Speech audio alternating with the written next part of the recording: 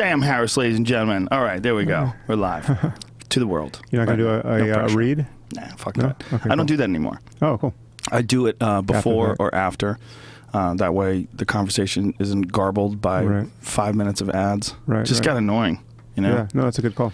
Yeah, well, there's two different versions of this. The one that goes up on YouTube. So the one that goes on YouTube has no ads in it unless YouTube puts up ads. And the one that goes on podcasts, or iTunes rather, has the ads for it. Okay. So there you go. So we could just talk. Yeah, well, good to see you. Good to see you too, man. Yeah.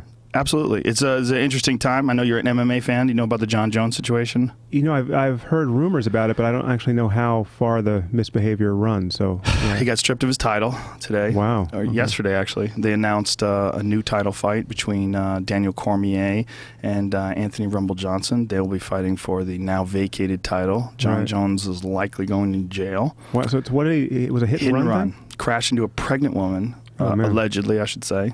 It broke her arm. She was rushed to the hospital, but pregnant, you know, which got to be terrifying for her, being in a car crash and smashed by a guy who runs a red light and then flees the scene of the crime. And so he drove away, or he ran away on foot? Ran away. Car was wrecked. Wow. Yeah, the car's wrecked. You see the images of her car. I couldn't imagine, unless he was driving a fucking Humvee, on how he could get away. It's pretty bad. Yeah. Was it a DUI or we don't know, because he disappeared for like 24 hours at least, probably even more. A couple days, I think he disappeared for, which, you know, obviously the speculation would be that he was on something that he would worry about getting tested for 24 hours or 48 hours or whatever it was. Yeah. You know? I think of how desperate a move and hapless a move that is to run away from the car that you're leaving in the scene, which is obviously traceable to you. It's not like you're getting out of the problem. And you're leaving an injured person there to... Yeah. I mean, it's a disaster. But it's worse, because he actually ran back to the car, got stuff out of the car, and then ran away again. Oh, man. ID'd by a cop. Right. Jesus. Yeah. Disaster. All across the board. But not what we're here for. No. But I know you're an MMA fan, so... No, we have it, but... Bring it up. Yeah, I actually have a question for you, though, on that close topic. And we have a list of questions that, as you know, we got from Twitter, but McGregor or Aldo? Who knows? That's my answer for almost every fight. It's going to be interesting, though, right? It's going to be a very interesting fight. We've never seen McGregor in with anybody remotely as talented as Jose Aldo. Not even remotely. It doesn't mean he can't win, because everybody that McGregor has been in with, he's steamrolled. I mean, he's steamrolled really talented guys like Dustin Poirier, and just he's fucking good. Yeah, he's really good. He's really good, really confident, and he really fucks with people's heads. He's so confident and so good at talking, and so there's so much charisma about him that I think it's intimidating to his opponents. I think when they get in there with him, his just overwhelming belief, and belief is an incredibly powerful thing. If you really truly believe that you are the best and you say it, your opponents have to wonder, because everybody questions themselves, especially in the world of fighting, because no one is, if you were born a rhino, okay, and you were about to get into a fight with a parakeet, you'd absolutely be confident, because you've always been a rhino, and that parakeet is just a parakeet. That parakeet's fucked. But a person is a work in progress, and not just from your fighting style, but your ability to manage your own mind, your ability to manage insecurities and anxieties, just the existential angst that comes with being a human being that's navigating their way through this complicated world. There's variables. There's days you're up and days you're down, and then you add into that martial arts. And you don't get good at martial arts unless you get your ass kicked. There's only one way through. I mean, you can be one of those John Jones types that's unbelievably physically talented and have a leg up on a lot of people, but even John had to get his ass kicked. You had to. He had to compete in wrestling against guys who were better than him. He had to learn martial arts. He had to spar. I mean, there's going to be days you're up and days you're down. There's no way. So when you get in there with a guy like Conor McGregor, we're not here to take part. We're here to take over.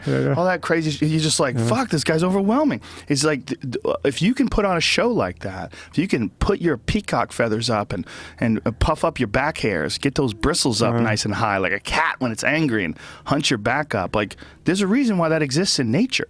Well, it's beyond what Muhammad Ali used to do. He's just taken it to, so it's going to be fascinating psychologically to see him when he loses. When that day comes, it'll come eventually. And well, he has lost. He's lost to a guy named Joe Duffy, who's now in the UFC, and he's very good. This guy Joe Duffy is fucking very good. But has he lost since his rise to? No, he has not lost since he's been in the UFC. Right. But in all fairness, the one style that he has not faced, which is the most difficult style, he's never faced a wrestler. He's never faced a guy who can get in there and get him to the ground and outwork him and just sap his energy. Right. The wrestlers, they get on top of you and you can't get them off, and you get exhausted trying, and they're punching you in the face and elbowing you in the face and punching you in the body and constantly trying to strangle you, and then the round is up and you get up and the next round comes and they do it again. Whoosh, boom, you're on your back, and boom, you're getting punched in the face. He's never faced a guy like that before. All the fighters he's faced have chosen to stand up with him. And he's a very high-level boxer. He was amateur champion as a boxer. He's got very good jiu-jitsu skills, very good Muay Thai, got very good everything. We've just never seen him against a top-flight wrestler. But Aldo's not that, right? Nope, Aldo's not that. But Aldo is a world-class Brazilian jiu-jitsu fighter. Like, people who are not aware of his ground skills, Aldo beat a guy named Cobrina in an actual jiu-jitsu competition, which is very high level. Cobrina's world championship caliber. So Aldo is going to present him with some things inside the octagon that he's never faced before. However, Aldo has been fighting professionally for a very long time. And like a race car that doesn't ever get its tires changed or doesn't ever get its suspension redone, as a human being, your body can literally only take so many miles. There's only so many times you can go to war. There's so many sparring sessions you can take part in. Only so many wrestling sessions you can take part in. There's just a certain amount your body can take, and we don't know when that number is. Right. When you reach that number, though, that's it. There's no turning back unless you're using testosterone or growth hormone or some things that turn your body into the superhuman sort of experiment. Unless he's doing that, which we've seen from Vitor Belfort. Like, Vitor Belfort's the only guy who actually got better as he got older. Right. Talking about a guy from UFC 12. The miracle of science. It's exactly what it is. I mean, it's absolutely fascinating. And you can't completely discount his training, because his training is what made him better. But his ability to recover was essentially supernatural. He's fighting in the same card that Jones was supposed to fight. He's fighting Chris Weidman, but now Nevada has made testosterone replacement therapy illegal. So his last 3 performances, which are some of the best performances of his career, the knockout of Michael Bisping, the knockout of Luke Rockhold, and the knockout of Dan Henderson, those were all while he was on testosterone. So... yeah, okay. Yeah, so things get weird now. Now you see what a 37-year-old man really looks like. Optimizing his hormones as best he can naturally, hopefully. Right. Well, 37 sounds young. It sounds young to us. I would like that level of testosterone.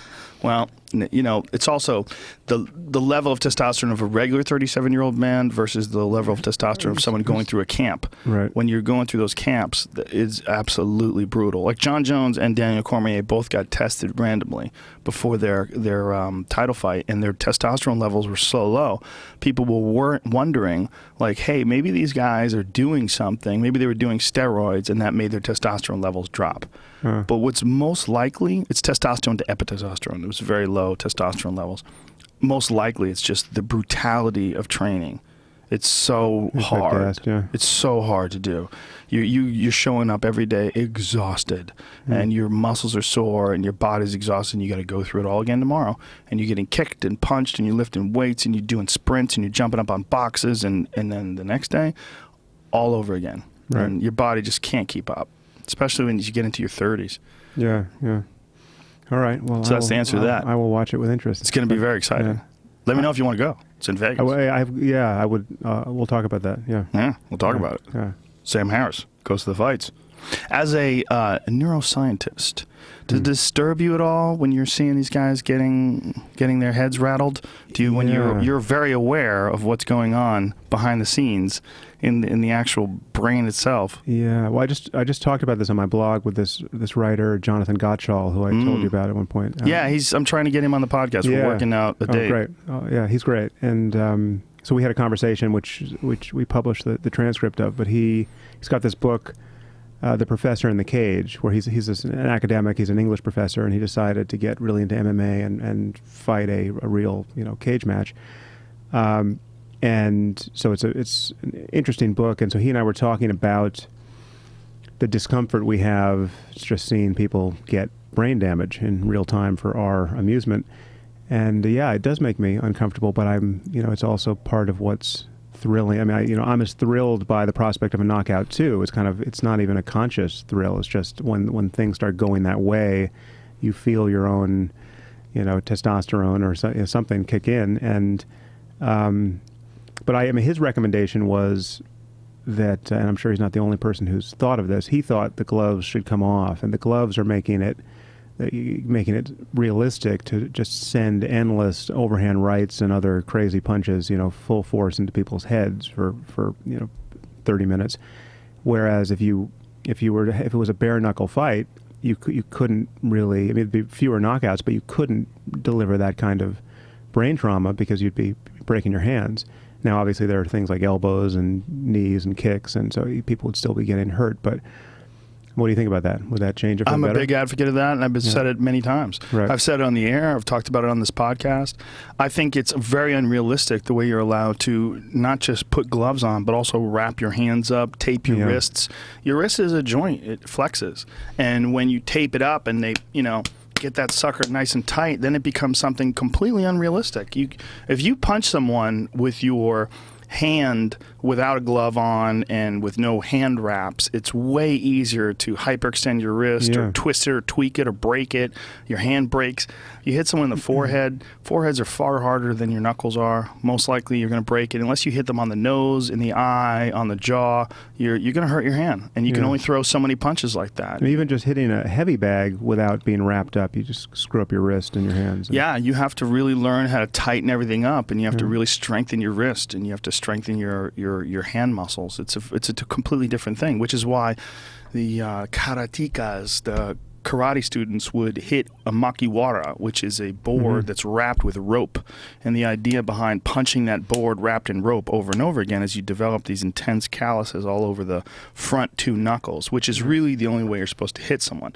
Those are the knuckles that are reinforced by the wrist, whereas where the pinky finger is and the ring finger, those knuckles are not reinforced nearly as well, especially if you have larger hands, like if your hand, like my hand, spreads out past my wrist. It doesn't go in a straight line from my wrist to the pinky. It actually goes out to the side. Yeah. So that knuckle's not enforced by anything. If you punch someone with a boxing glove on with that knuckle, you're fine. Right. If you punch someone with an MMA glove on, it's less supported. If you punch someone bare knuckle, you are very likely to break your hand. If you punch someone full force on the forehead and you hit with the pinky knuckle, you're very likely to break your hand. It's a high possibility.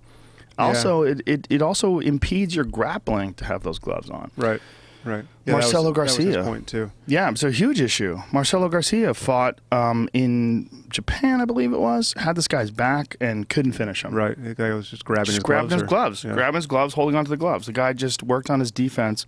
And the gloves, like Marcelo's specialty is the rear naked choke. And the rear naked choke, a big part of it is sliding your hands underneath the guy's chin, and you have the glove there's all this extra padding that makes it very difficult to get your hand in the proper position to get the choke right. Right. And the back of the head, it's also very difficult to get the glove in the back of the head. So a lot of times you'll see in an MMA fight, guys will use poor technique and still finish the choke where they'll use their palm on the top or the back of the head because they can't do this. Right. They can't do this movement where it's actually the back of your hand that should touch the back of your opponent's head. This is all to someone who doesn't understand jiu-jitsu. This is very complicated, but I agree with him. I think that gloves would help a lot. Yeah, or gloves off. No gloves. Yeah, I think it would help a lot. But I think it's also, it would be beneficial for everyone to have some intensely comprehensive scans done on a regular basis. I don't know if that would be prohibitive financially. I don't know how much that would cost. I don't know how much that would even reveal, because apparently one of the things that is troublesome for these NFL players is when they die and they do autopsies on them and they reveal damage that they had no idea before. Right. I mean, I don't know how much like an fMRI or an MRI can detect. when it comes to the actual damage. Well, it can, but to what end? Because you know you're getting it. If you're just going to be in a job where you have to get hit in the head, forget about competition, just training. I mean, these guys train hard, as you know, and so they're just getting hit in the head to prepare them to get hit in the head in the match. You're just... it's not even, it's like smoking. It's like the causal linkage between getting hit in the head and brain trauma is 100%. It's just a matter of how much you individually, by dint of luck, can take until you actually have damage that matters. So I obviously haven't had an experience anything like an MMA fighter, but I regret all the head injuries I took just training now in martial arts, I just don't let myself get hit in the head. But as a teenager, I got hit in the head a fair amount, and I played soccer and headed the soccer ball, and that always felt totally weird. That you had did you play soccer? Mm-hmm. You head a soccer ball, you immediately get a kind of a rusty taste in your mouth, and it's just unlike anything else that happened that day, except the other time you got hit in the head. And isn't that crazy that no one would ever think that soccer can somehow or another give you traumatic brain injury? It's because it doesn't knock you out. We have this, until recently, I would say like in the last couple of decades, we had this erroneous assumption that you had to get a knockout. You had to get knocked out to have brain damage. Right. But just little thuds, just a little, like I was talking to a doctor who said that water skiing can give you brain damage. Right. Water skiing, just hitting the bouncing on the waves. Just the bouncing. Yeah. Just wave riding, when you're doing that, like that bouncing, that stuff can give you brain damage. Right. Like your brain gets rattled around inside your head, the connective tissue dislodges, and it doesn't heal back. Yeah. Well, I mean, so I spoke about this with Jonathan too, that there's obviously all of these sports and just forms of recreation that entail some risk of injury and death, right? And people should be able to do these things informed of the risks.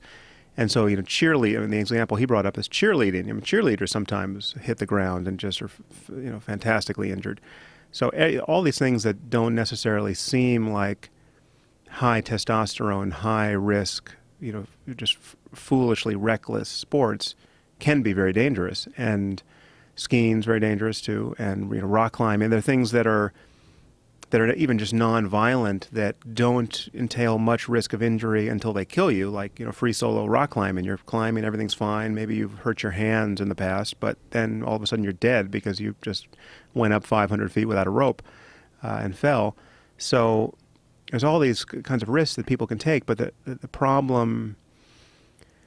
The problem that I think differentiates striking sports from even something like football is that the progress in the sport is synonymous with the damage. So if you and I are in a boxing match or a kickboxing match, hitting each other, every instance of successfully degrading each other's performance with respect to the head, hitting someone in the head, is synonymous with delivering injury to the brain. It's not incidental like in football where I was trying to tackle you. I was not hoping to hurt your brain, but you fell down hard and it did.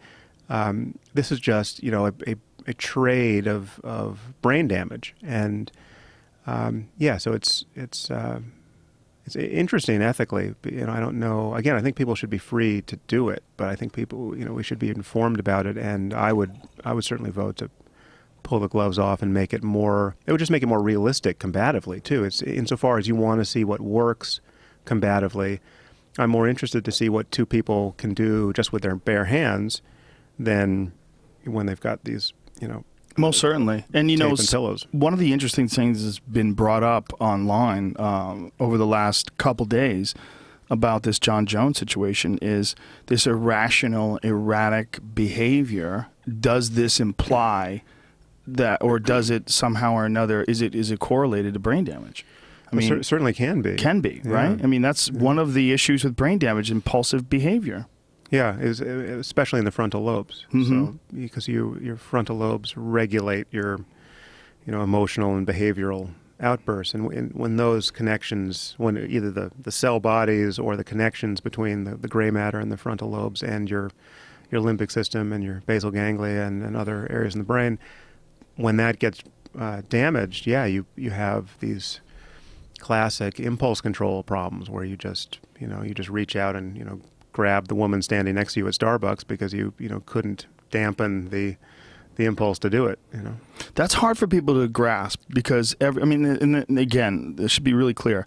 I am without a doubt not trying to let him off the hook. What he did was horrible. If it was someone in my family that he hit with that car, I would be unbelievably furious. I'm incredibly disappointed in him. I think the UFC absolutely did the right thing in stripping him of his title, and I think law enforcement is going to do the right thing by putting him in jail. I mean, they're going to. This is just, you can't do that. You can't hit someone with a car and leave the scene of the crime. That it is a crime. Yeah. But there are things that people do because they have brain damage, and that's where the real question comes up is, obviously they're responsible ultimately for their own actions, but what is it that's responsible for making them do that action? And we had this long conversation once, 2 podcasts ago, I think it was, about free will and determinism. Yeah. These are variables that come into play when it comes to the ultimate actions that you choose to do, the ultimate movements that you choose to take. The thought processes are unquestionably dependent upon the brain itself. And if the brain is getting damaged, and if we have proven that some of the issues with people that have brain damage is impulse control, you got to wonder, man, when you see fighters do wild, crazy shit, how much of that is due to getting just bonked in the fucking head all the time? Yeah. Except for me, it breaks down a little differently because my views on free will change the picture of how I view moral culpability in those situations. So even if we knew his brain wasn't damaged, right? So he, let's say, had never got hit in the head, or we did a scan on him before the car accident, and we saw, and it's the perfect scan. It's the scan of that we'll have 50 years from now, if we don't fuck ourselves up. And so we just know that he's got a totally healthy brain by whatever metric of health we have, but he got into that situation and behaved exactly as irresponsibly as he did. His behavior still is the result of causes that he, as an agent, isn't ultimately responsible for. Now, this has sort of the punchline, which has certain consequences, but one of the consequences is not that we can't respond to his misbehavior, that we can't put him in jail, that we couldn't have intervened at any point along the way to have made him a better person. I mean, there's a difference between voluntary and involuntary behavior, even if it's all just causally propagating from the moment of the Big Bang.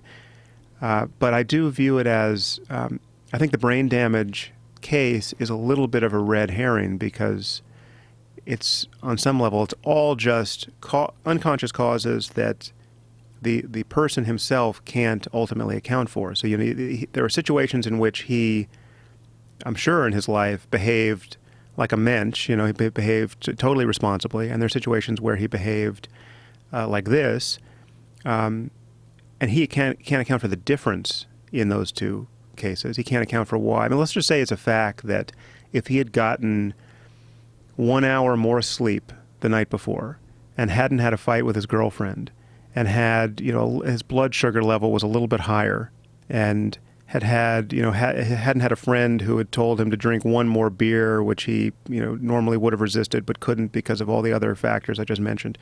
And that is the difference that made the difference that caused him to be this, total misfit on the road.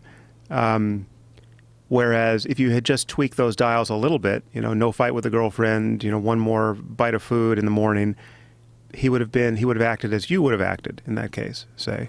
So ultimately, let's say that's true. Then there's something.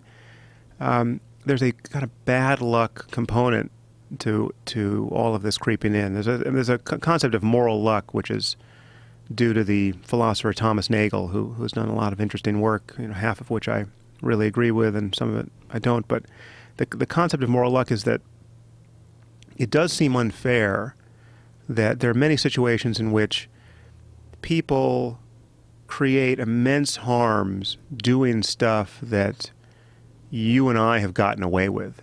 You know, I mean, they're not worse people than we are. Like, you know, you and I have both driven when we shouldn't have driven. You know, we had one beer too many, or I mean, there were things that we did. Or you look at a text, you know, and you should never look at your phone when you're driving, but you decide, oh, I'm expecting a text, and you look, and there are people who are looking at that text right now and just, you know, killing some child in the crosswalk, right? And their lives are going to be ruined, and you know, they're going to go to prison, and they're exactly like you and me, right? So there's an aspect of luck here, but that the luck actually propagates backward into the kind of brain you have, the kind of upbringing you had, the kind of parents you had, the kind of, you know, the fact that you got hit in the head as hard as you did or didn't, and no one has made themselves. So I'm a little bit more, I'm less judgmental about some of these things, given my view of free will, but it's not that I'm not interested in making the interventions that would make a difference. You know, whatever we could have done to have gotten him to behave differently, we should have done.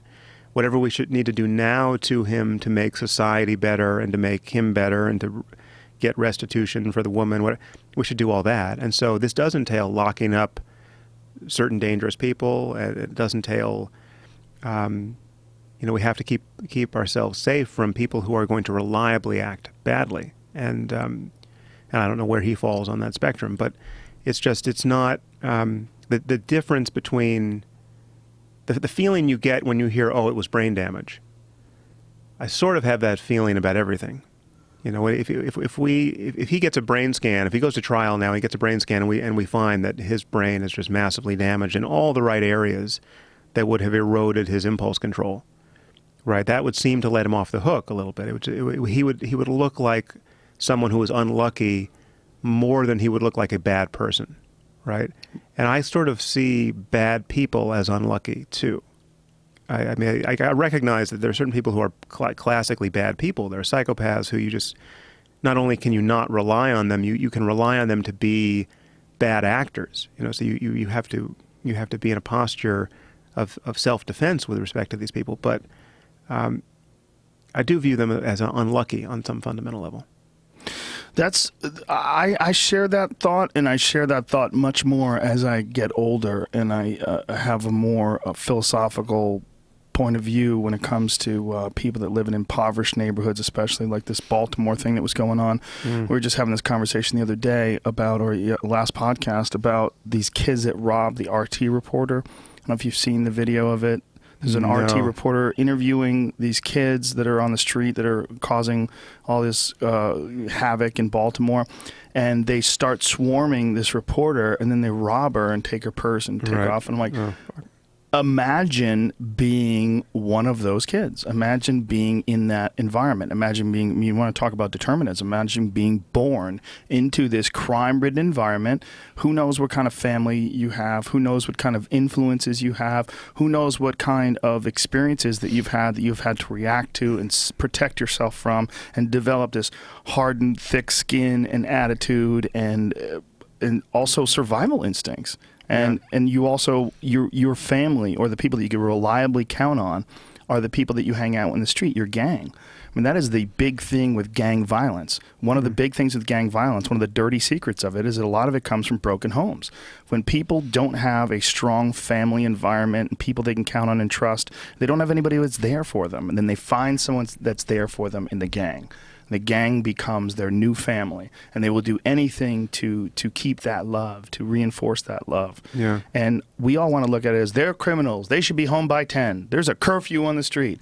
It's completely unrealistic. And if you were in their point of view, or if you were in their life rather, and if you saw it through their point of view, you would probably see exactly what they see. You would look at life the way they look at life. Also, there's another variable here, which is just the influence of mob behavior. People will behave in crowds in ways that they wouldn't otherwise. Why is that? What is that? What's the mechanism behind that? Yeah, it's a fascinating. Well, I can't speak to the mechanism neurologically, but it's a fascinating social phenomenon that has been thought about for at least a century. It's, you know, there was a philosopher, Elias Canetti, who wrote a book, Crowds and Power, which is very interesting on this topic. I mean, a crowd is almost like a fire. You know, once it gets started, the mob will behave by its dynamics that aren't really explained by the individual intentions of the individuals in the mob. And it was a great book. Did you ever hear this book, Among the Thugs by Bill Buford? He it's haven't heard of it. Probably like 25 years ago. He's a really nice writer. He edited this literary magazine, Granta, I believe, back in the day, and he got fascinated with the phenomenon of soccer hooliganism, and he went to the UK and just started hanging out with these just diehard, I guess they were, I don't know, Manchester United or Arsenal fans, but he got in with these guys who were normal guys, like plumbers and electricians and people who had real lives. These were not just teenagers who were thugs. They were people who had families, but soccer was their life, and they became soccer hooligans.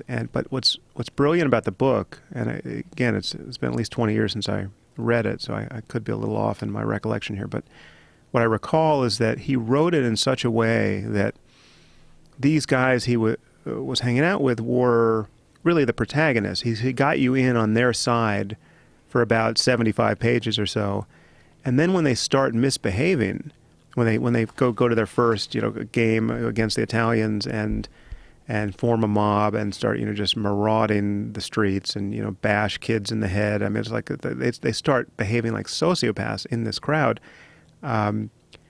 But he catches you out totally because you're on their team for about 75 pages, and you've identified with them, you sort of laughed with them, you bonded with them as he did, and then he reveals the level of thuggery that they're capable of as a mob.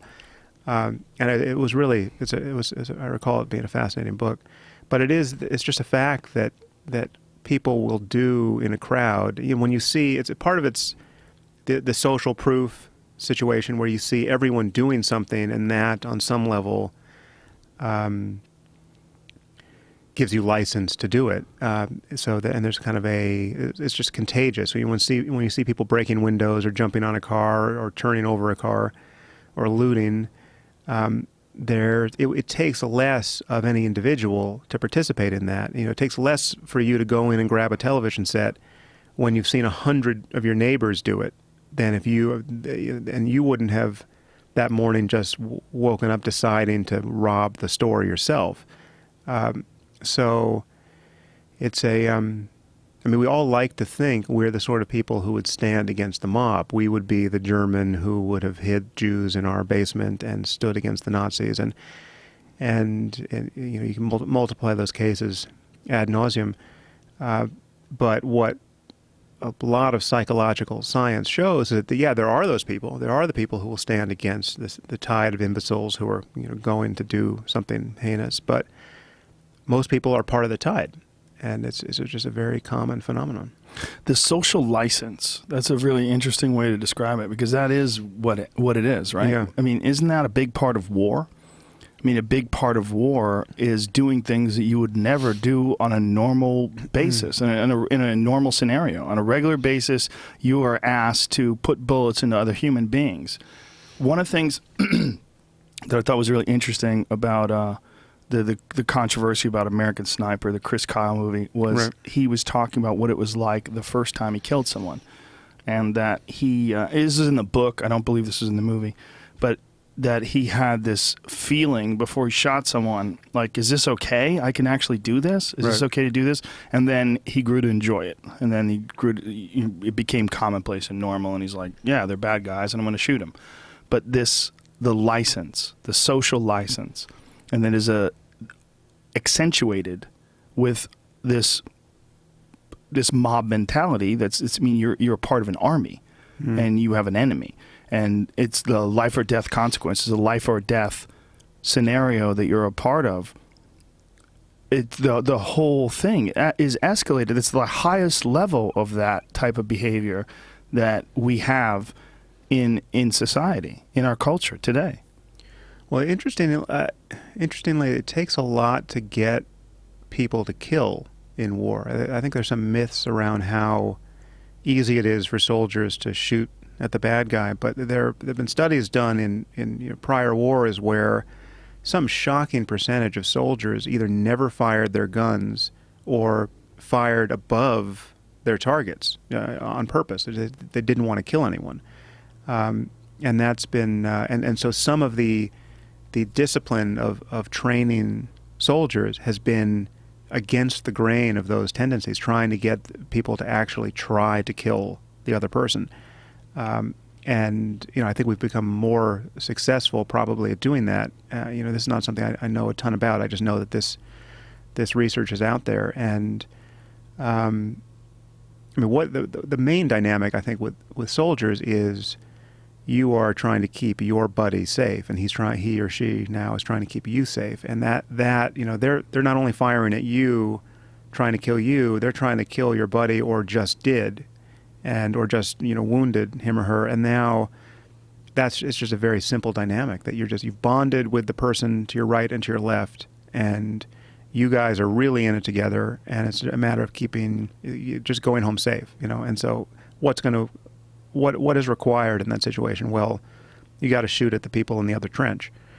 And so now obviously there are aspects of war making that don't fit that mold, and some of the more disturbing aspects that actually require less of us in terms of, like, you're dropping bombs from 30,000 feet, or you're flying a drone from an office park outside of Las Vegas or wherever they are.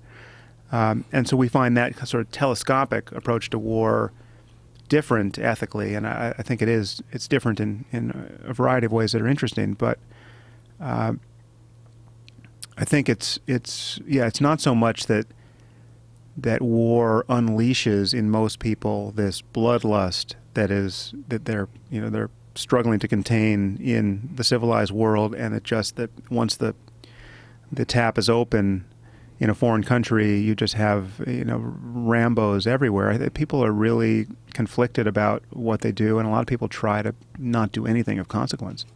There's a great episode of one of Dan Carlin's podcasts, one of the hardcore history podcasts, about World War I. And I believe it was about the Germans and the English, that they had been in battle with each other, and they had sort of, without verbally agreeing to this, they had sort of agreed to a ceasefire during lunch. Oh, yeah. Yeah, it's fascinating. Do you know the story? Yeah. Please. Because I've heard, I knew the story, but I've also listened to Dan's podcast, which is, I think I got from you. It's just fantastic. He's the best. It's amazing. I think that all of them are great, but that series on World War I is just a masterpiece. It's really, he's doing something remarkable there. But yeah, this trench warfare was the most brutal. It was just this, horror compounded upon horror endlessly for years to no evident gain. I mean, these people, they're fighting for yards of ground forever, and just tens of thousands of people are dying, and they're basically camped out on the decomposing bodies of the people who died before them.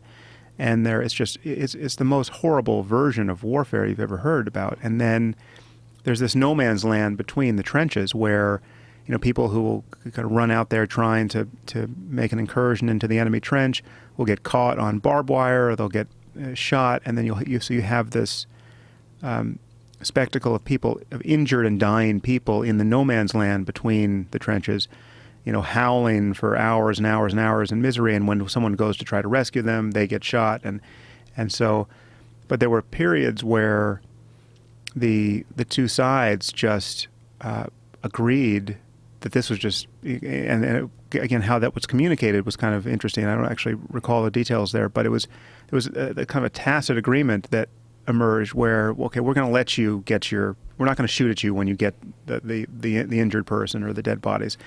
And there was one Christmas, I believe, where they just basically went out and exchanged cigarettes and had an impromptu soccer game, and they basically called the war off at a certain point, and then got chastised by the higher ups for doing that, and then the war started all over again.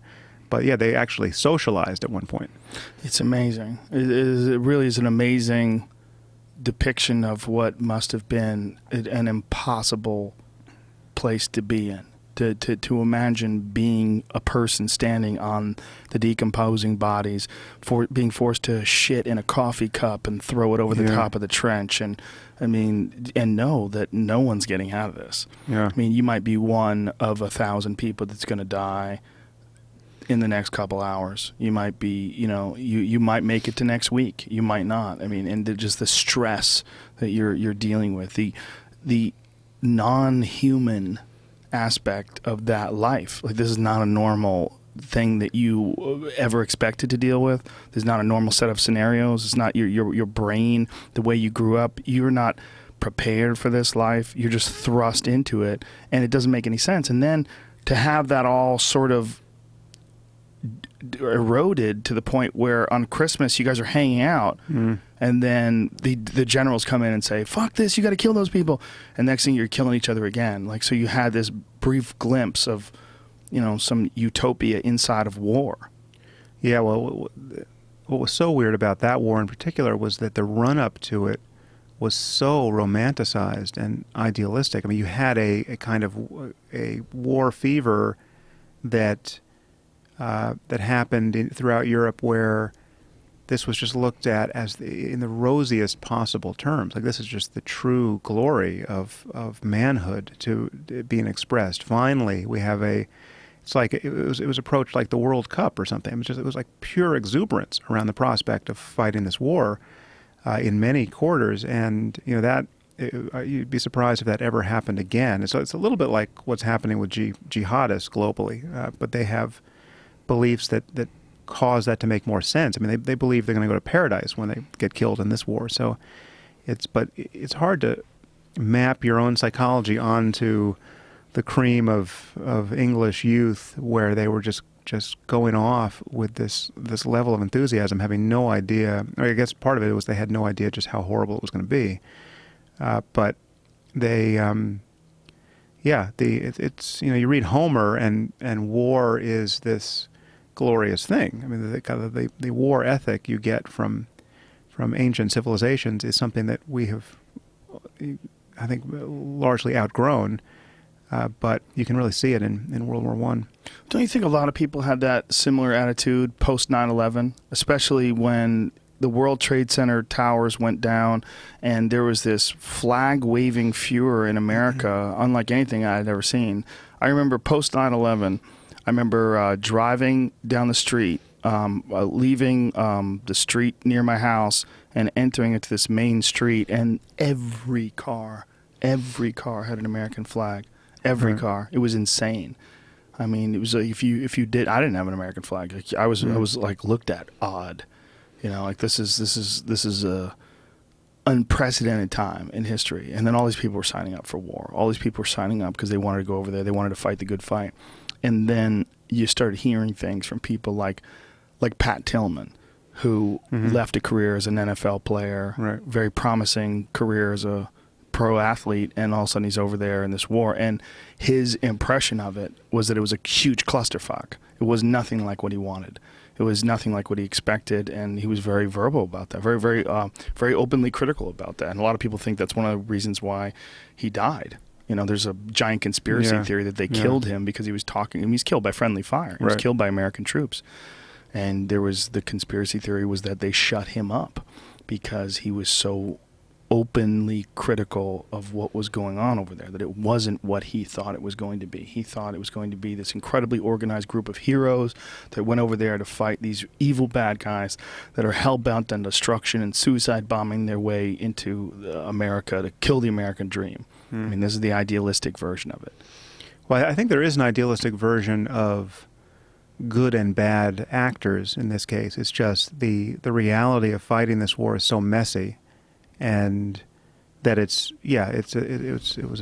Afghanistan, I think, was pretty clear cut morally that we had to do something against Al Qaeda, and by definition, once the Taliban wouldn't release Osama bin Laden to us, we had to do something against the Taliban. I mean, that's where he was, and they were sheltering him.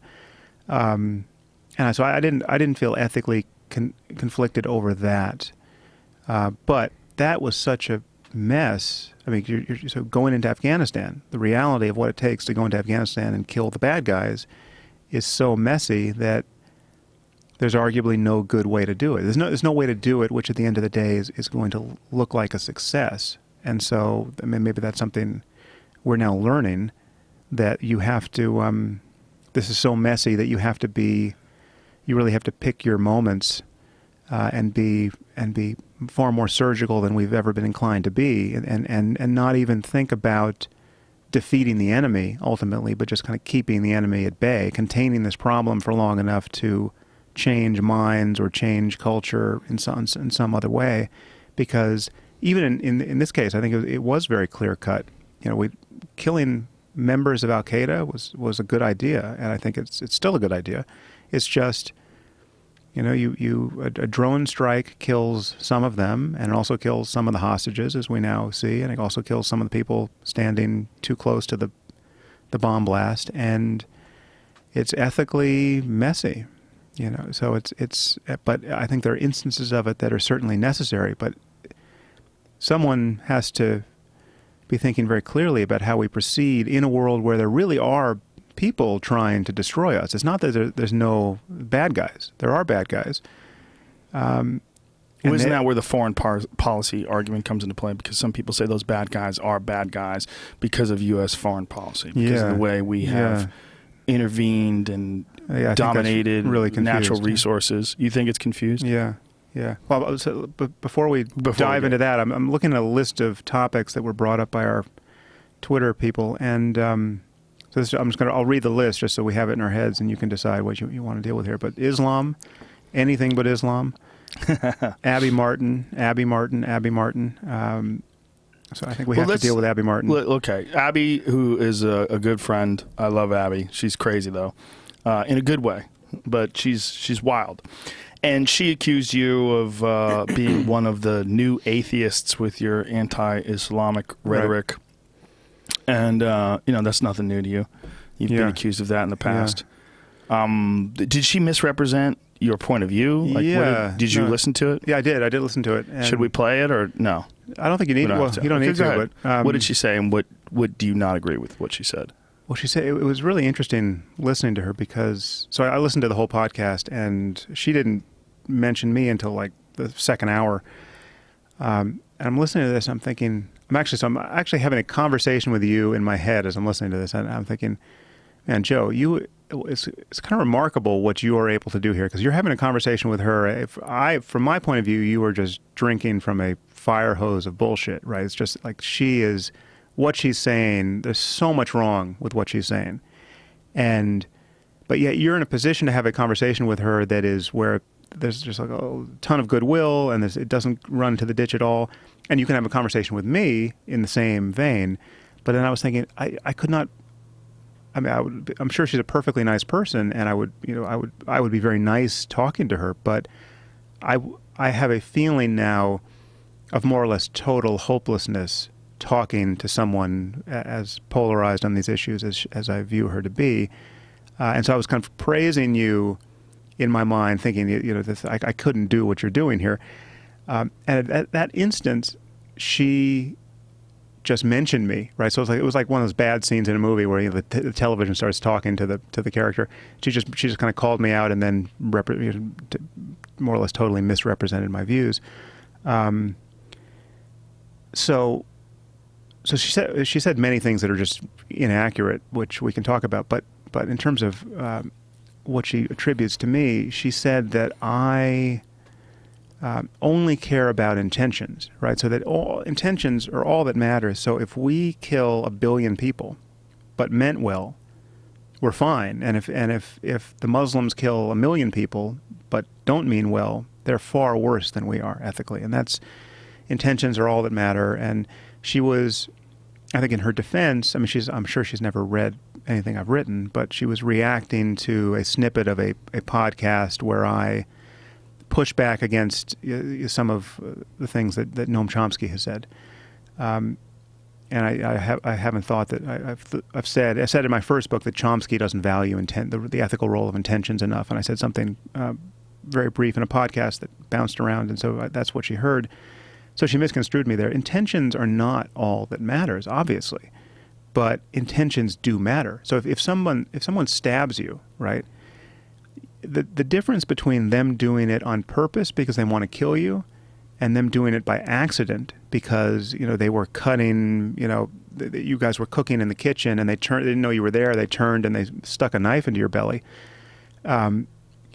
It's a world of difference ethically, right? So, and the crucial difference is the person's intentions tell you a tremendous amount about what they're likely to do in the future. The guy who stabbed you once because he wants to kill you is very likely going to stab you again until you're dead, right? I mean, he's trying to kill you.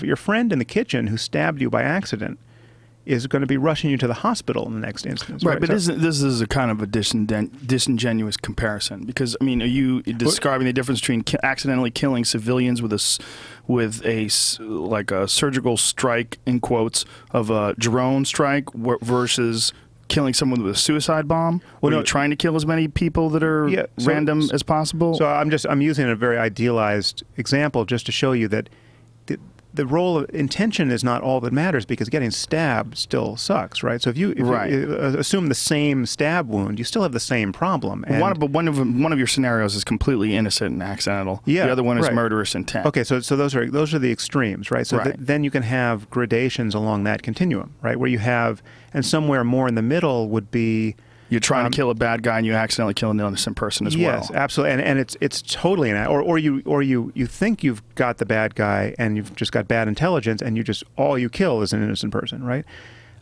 You could be, let's say you're being totally surgical. You're a sniper. You're going to just kill one person with one bullet, but you've got the wrong person through no fault of your own, right? Or worse yet, the bullet goes through that person and kills someone else, right. which also happens. So all kinds of scenarios like that, and there's a very common scenario I think, which is you're bombing the bad guy. You're reasonably sure you're bombing the bad guy, and he really is the bad guy. But you're also reasonably sure that you're going to injure or kill some innocent people, and you're okay with that. Because the reality of fighting war is you never get the bad guy standing all alone 500 yards from the next person.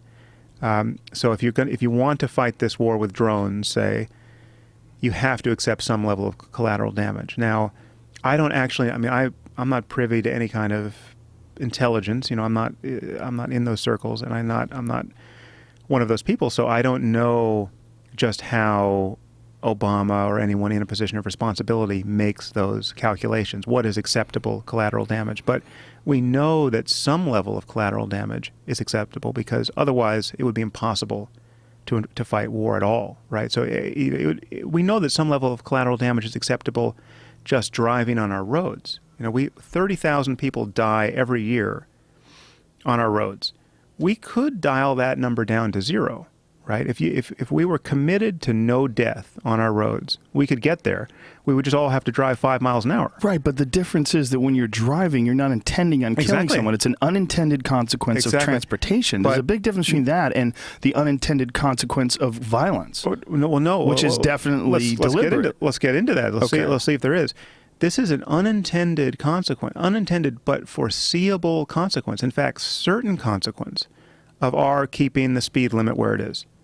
Right, you and I both know. Let's say we could vote on this. What do you want the speed limit to be? It's let's say it's 75 miles an hour.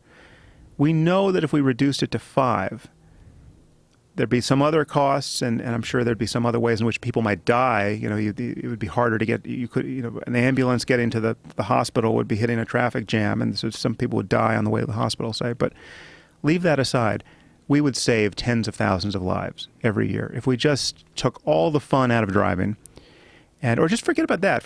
Let's keep the speed limit exactly where it is, but no matter what car you have, there's a governor on it, and you cannot go past the legal speed limit ever, right? So if you're in a 25 mile an hour zone, whatever your car is, you've got a Porsche or whatever you like to drive, it can only go 25 miles an hour, not a mile an hour more, no matter how you hit the throttle, and that would be true in every zone.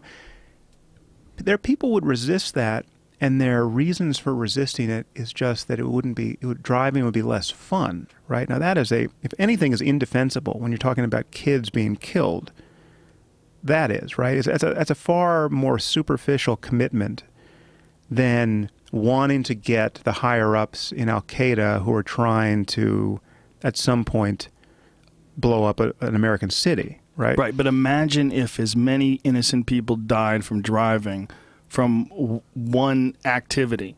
Like, think about the amount of people that die. They do.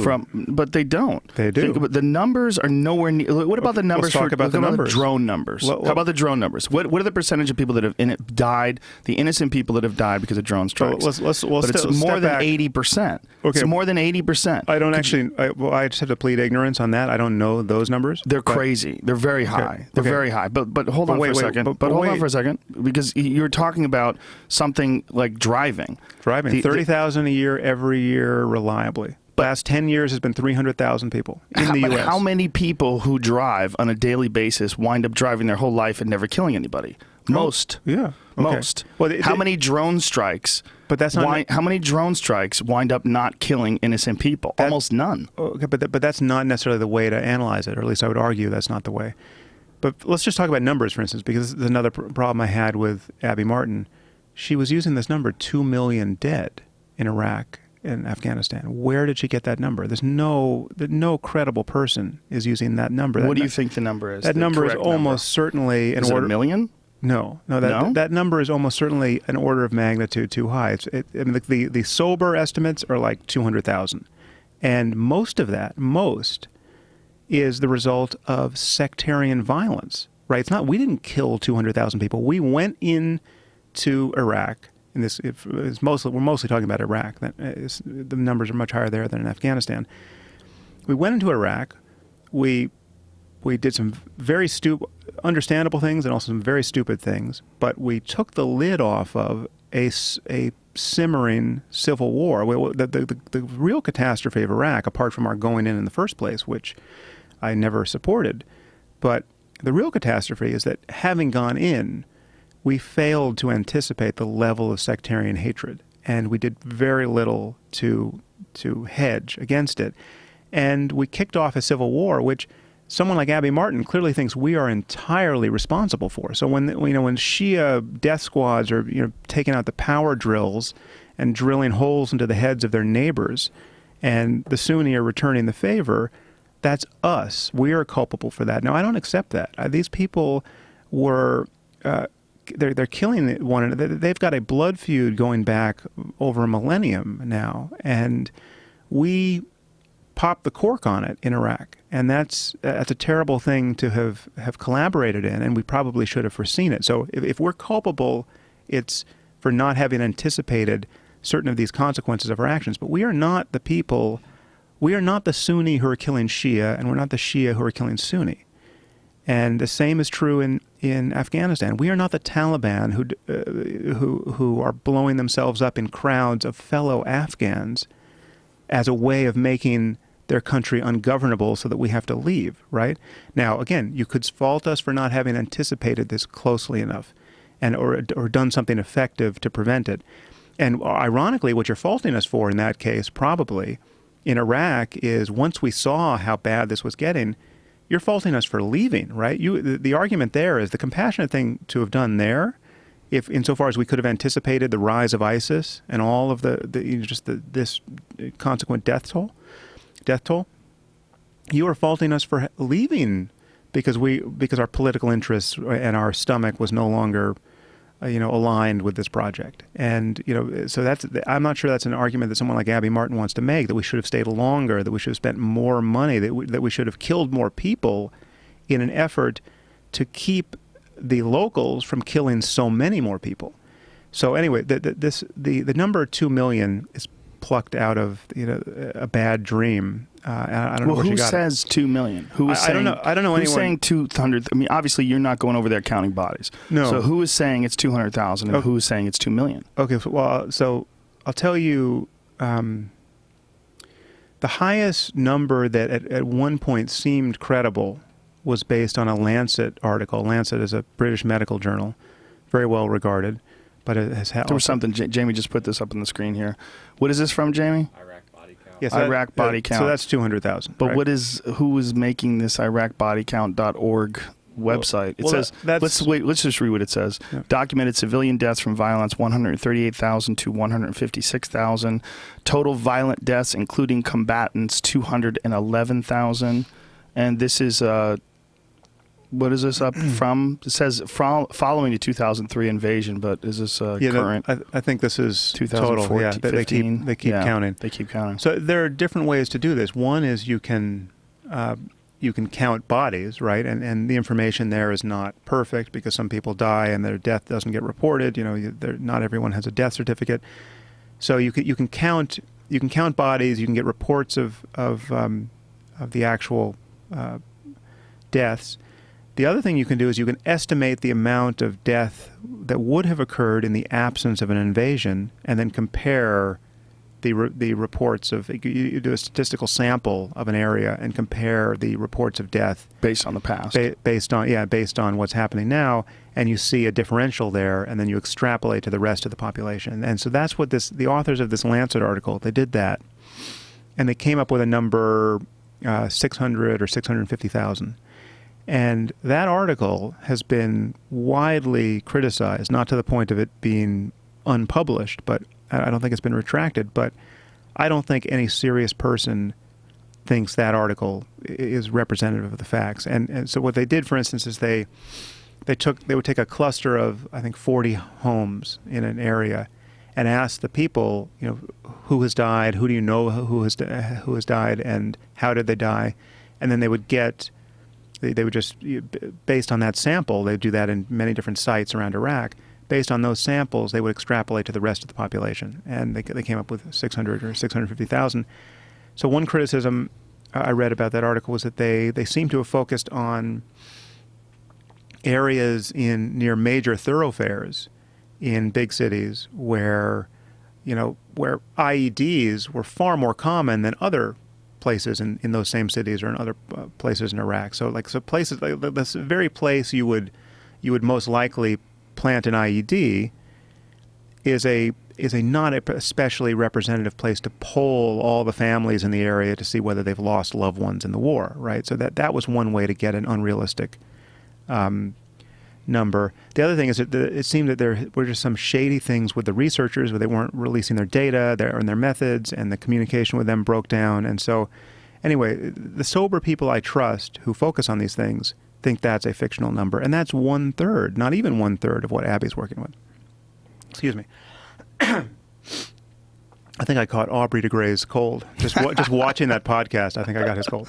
I think that we can agree that even 200,000 people dead is a tremendous tragedy. Yeah. Horrific, tremendous tragedy. So the semantics argument over whether or not it's tenfold that number or whatever it is, you don't think that's disagree with that's her. Not semantics. Okay, it's not. You're not right. Semantics. Semantics is a bad word. Tenfold is tenfold, right. But even more important is, we didn't go in and kill 200,000 people. We went in and killed, I'm sure, some tens of thousands of people, many of whom were the Ba'athist, the Revolutionary Guard, right? And we unleashed a maelstrom of internecine sectarian conflict, religious conflict, and we failed to contain it. And it would have taken more blood and treasure to contain it, and so it's a huge problem. I'm not minimizing the horror of Iraq. Again, I never supported our invasion of Iraq. The things I've said that have been spun as support of it are drawn from conversations of the sort that you and I are having now. So, for instance, I've said things like, it might have been on your podcast, I said at one point, even if we had gone into Iraq for purely humanitarian reasons, right? We're going to go in to remove Saddam. He's a criminal. He's a psychopath. This is a hostage situation. We're going to get him out of there, and we are just going to dump money on these people so that the standard of living rises to something like Marin County, right? So this is our goal. That's actually our intention, right? Even if that were the intention, it still would have been a nightmare. We still would have unleashed this sectarian horror. We still would have had suicide bombers against us. Now, I believe that to be true, right? So I say something like that, and some people listen to this conversation and they say, well, Sam thinks that we went into Iraq for humanitarian reasons. He thinks we went into Iraq just to make it like Marin County, right? So that's the sort of pushback I get from the Abby Martins of the world. No, I've never said that. I'm just saying that the truth is so sinister that even if our intentions were perfectly benign, and we're just trying to raise the standard of living there and make, even just give them the freedom to practice their own religion, right? It's like we're trying to make this like Nebraska. It would have been a bloodbath, given the beliefs of the sorts of people who now populate a group like ISIS. So anyway, that's my claim. So this is just one aspect of what you disagreed with what she said. Well, just so the 2 million number. Well, so we've beaten 2 million that down to the ground. I mean, she just has this.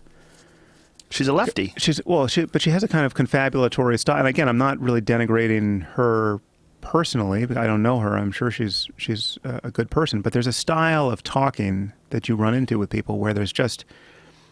It's kind of confabulatory, where you're just sort of talking and it's sounding good, and you're sort of spitballing, but you're using numbers, right? You're using numbers like 2 million, or you're saying things like, our biggest export is weapons. The landmark research proves the U.S.-led war on terror has killed as many as 2 million people, but this is a fraction of the Western responsibility for deaths in Iraq and Afghanistan over the last 2 decades. Last month, Washington, D.C.-based Physicians for Social Responsibility released a landmark study concluding that the death toll from 10 years of the war on terror since the 9/11 attacks is at least 1.3 million. It could be as high as 2 million. Let me just finish it, just so we can get to it. 97-page report by the Nobel Peace Prize-winning doctors group is the first to tally up the total number of civilian casualties from the U.S.-led counterterrorism interventions in Iraq, Afghanistan, and Pakistan. Right. Okay. Well, so clearly that's where she got this number. She got it from somebody who got this number there. I think that number is, I mean, the sorts of the people I talk. So, for instance, as a sanity check, when I heard Abby Martin, I sent an email to my friend Steven Pinker, who's an incredibly sober scientist, just a very careful researcher. He wrote this truly landmark book on the decline of violence in the last century, the Better Angels of Our Nature. It came out a few years ago. It was like 800 pages on this topic. Very data-driven book. He did a tremendous amount of research for this, and he's an incredibly well-respected Harvard scientist. So I pinged him about this, and I said, I'm hearing in liberal circles that we killed 2 million people in Iraq and Afghanistan. Is there any chance that this is true? And he said more or less what I'm saying to you now, that it's almost certainly an order of magnitude too high. The highest briefly credible study was the Lancet one that was, I don't know, I didn't know about this, and I don't know what he in particular would say about this study, but undoubtedly they use the same sort of extrapolation methods. They're not counting bodies. They're doing, based on sort of the ambient level of death over the years, they think it's gone up by the tune of 2 million in those countries. But anyway, so Steve said, no, this is a totally fanciful number, and here's why. And he broke it down for me, and then I did a little more reading on the topic. But again, the crucial, I think it really matters whether the number is 200,000 or 2 million. I don't want to be loose on that, but the crucial ethical difference is, did we go in and perform our own sort of final solution against the Iraqis and the Afghanis trying to kill millions of people a la Hitler? Or did we wander into a situation where we unleashed a civil war? And are we culpable for that? And I don't think we are. We're culpable for something. But we are not the Sunnis killing the Shia, and vice versa. And you believe that is the majority of the deaths? Absolutely. Okay. I don't know if that necessarily, the new study necessarily agrees with that. But I'm sure, well, I would be astonished if they didn't. That study in here, that Lancet study, it says it's likely to be far more accurate than the figures initially. Which study is likely to be? The 200,000 one? 655,000 deaths. So wait a minute. The people who are saying it may be 2 million, but it's at least 1.3 million. Here, according to the PSR study, the much disputed Lancet study Lancet study that estimated 655,000 Iraq deaths up to 2006 and over 1 million until today by extrapolation was likely to be far more accurate than the IBC's figure. In fact, the report confirms a virtual consensus among epidemiologists on the reliability of the Lancet study. This is coming study. from the so I don't want to totally I'm not saying I'm not open to this information, but the website you're pulling this from is just trash, right? Middle East Eye is just. I mean, these guys publish the serial plagiarist who's been stalking me, who I've vowed not to name. I mean, this is just the stuff they publish is just pure insanity. I mean, Google me on this site and you'll get madness. Okay, but they're talking about a study. They didn't perform the study, right? Right. But I can't. They're publishing the study in real time. I can't vet their representation. Click on that study and see who the hell who does it say performed that study? I can't read that. PSR, Physicians for Social Responsibility. That's a real group. But again, the problem. I mean, one problem here is that this whole area has become so politicized that it's hard to. I mean, even like Amnesty International has embarrassed itself with supporting a jihadist organization in the UK, and they just at the 11th hour pulled out their support. But for a very long time, they were just in the same trench with jihadists and not knowing it, or they should have known it. I mean, people were telling them, but they were very slow to realize it. So, you don't know. You should be slow to take even a humanitarian organization's word for the significance of a given study. But I would find it frankly amazing if we had killed anything like that number of people. And why? Well, I would find it amazing if that number of people had died. I would find it's unthinkable to me that we killed 2 million people. But it's over 12 years of war. Right, okay, but even if you killed, think about the numbers. But you just know where all this death is coming from. You know where the bombings, the IEDs, the truck bombs, the blowing up of mosques. We're not doing that, right? So that's the body count. When you look at the penalty we're paying for killing people, and when you look at how much our own soldiers don't want to die unnecessarily, and our own level of casualties, we are not on the other side of all those guns. I mean, there's just a tremendous amount of internecine violence in both Afghanistan and Iraq, and that is just killing. Like a bomb will go off, and 100 people at a mosque will be dead. Mm-hmm. So Abby Martin, I don't think I'm being uncharitable here. I think she thinks we're responsible for that. For the Sunni Shia violence? Yes. Okay. So whatever the number is, right. That's your argument with that. You were saying that I was swimming in a sea of bullshit before that. Right. What else was bullshit?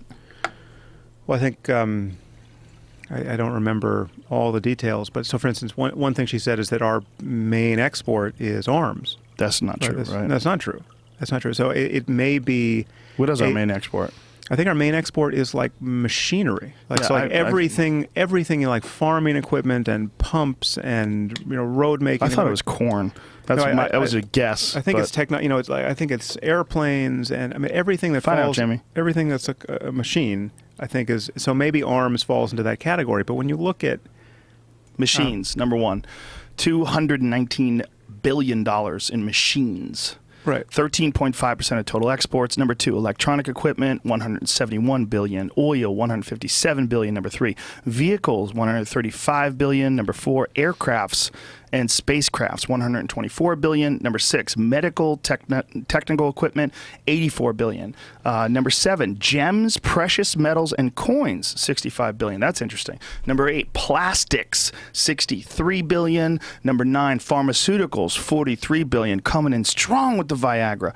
Number 10, organic chemicals. So guns aren't even in the top 10 unless machines but are maybe, guns? I'm sure that, well, you guns? You have to think that weaponry is somehow spread across Aircraft. machines and aircraft Is and it? vehicles. I mean, I'll cut her the benefit of the doubt there that maybe there's, because you know that Well, let's find a more comprehensive list that actually includes arms, because it seems that's pretty sneaky. If it is machines, then she might be somehow or another. Well, no, correct. but let's say it's let's say we export $50 billion in arms a year. I don't know what it is, but it's and that's a whole other conversation whether we should be doing that. I think it's suicidally stupid in certain cases that we're arming people who are eventually going to be using these arms against us or our friends. But the conspiracy theory would be that that's how they perpetuate this whole constant cycle of war, is that you have to keep arming your enemies. Right. Well, no. So I think the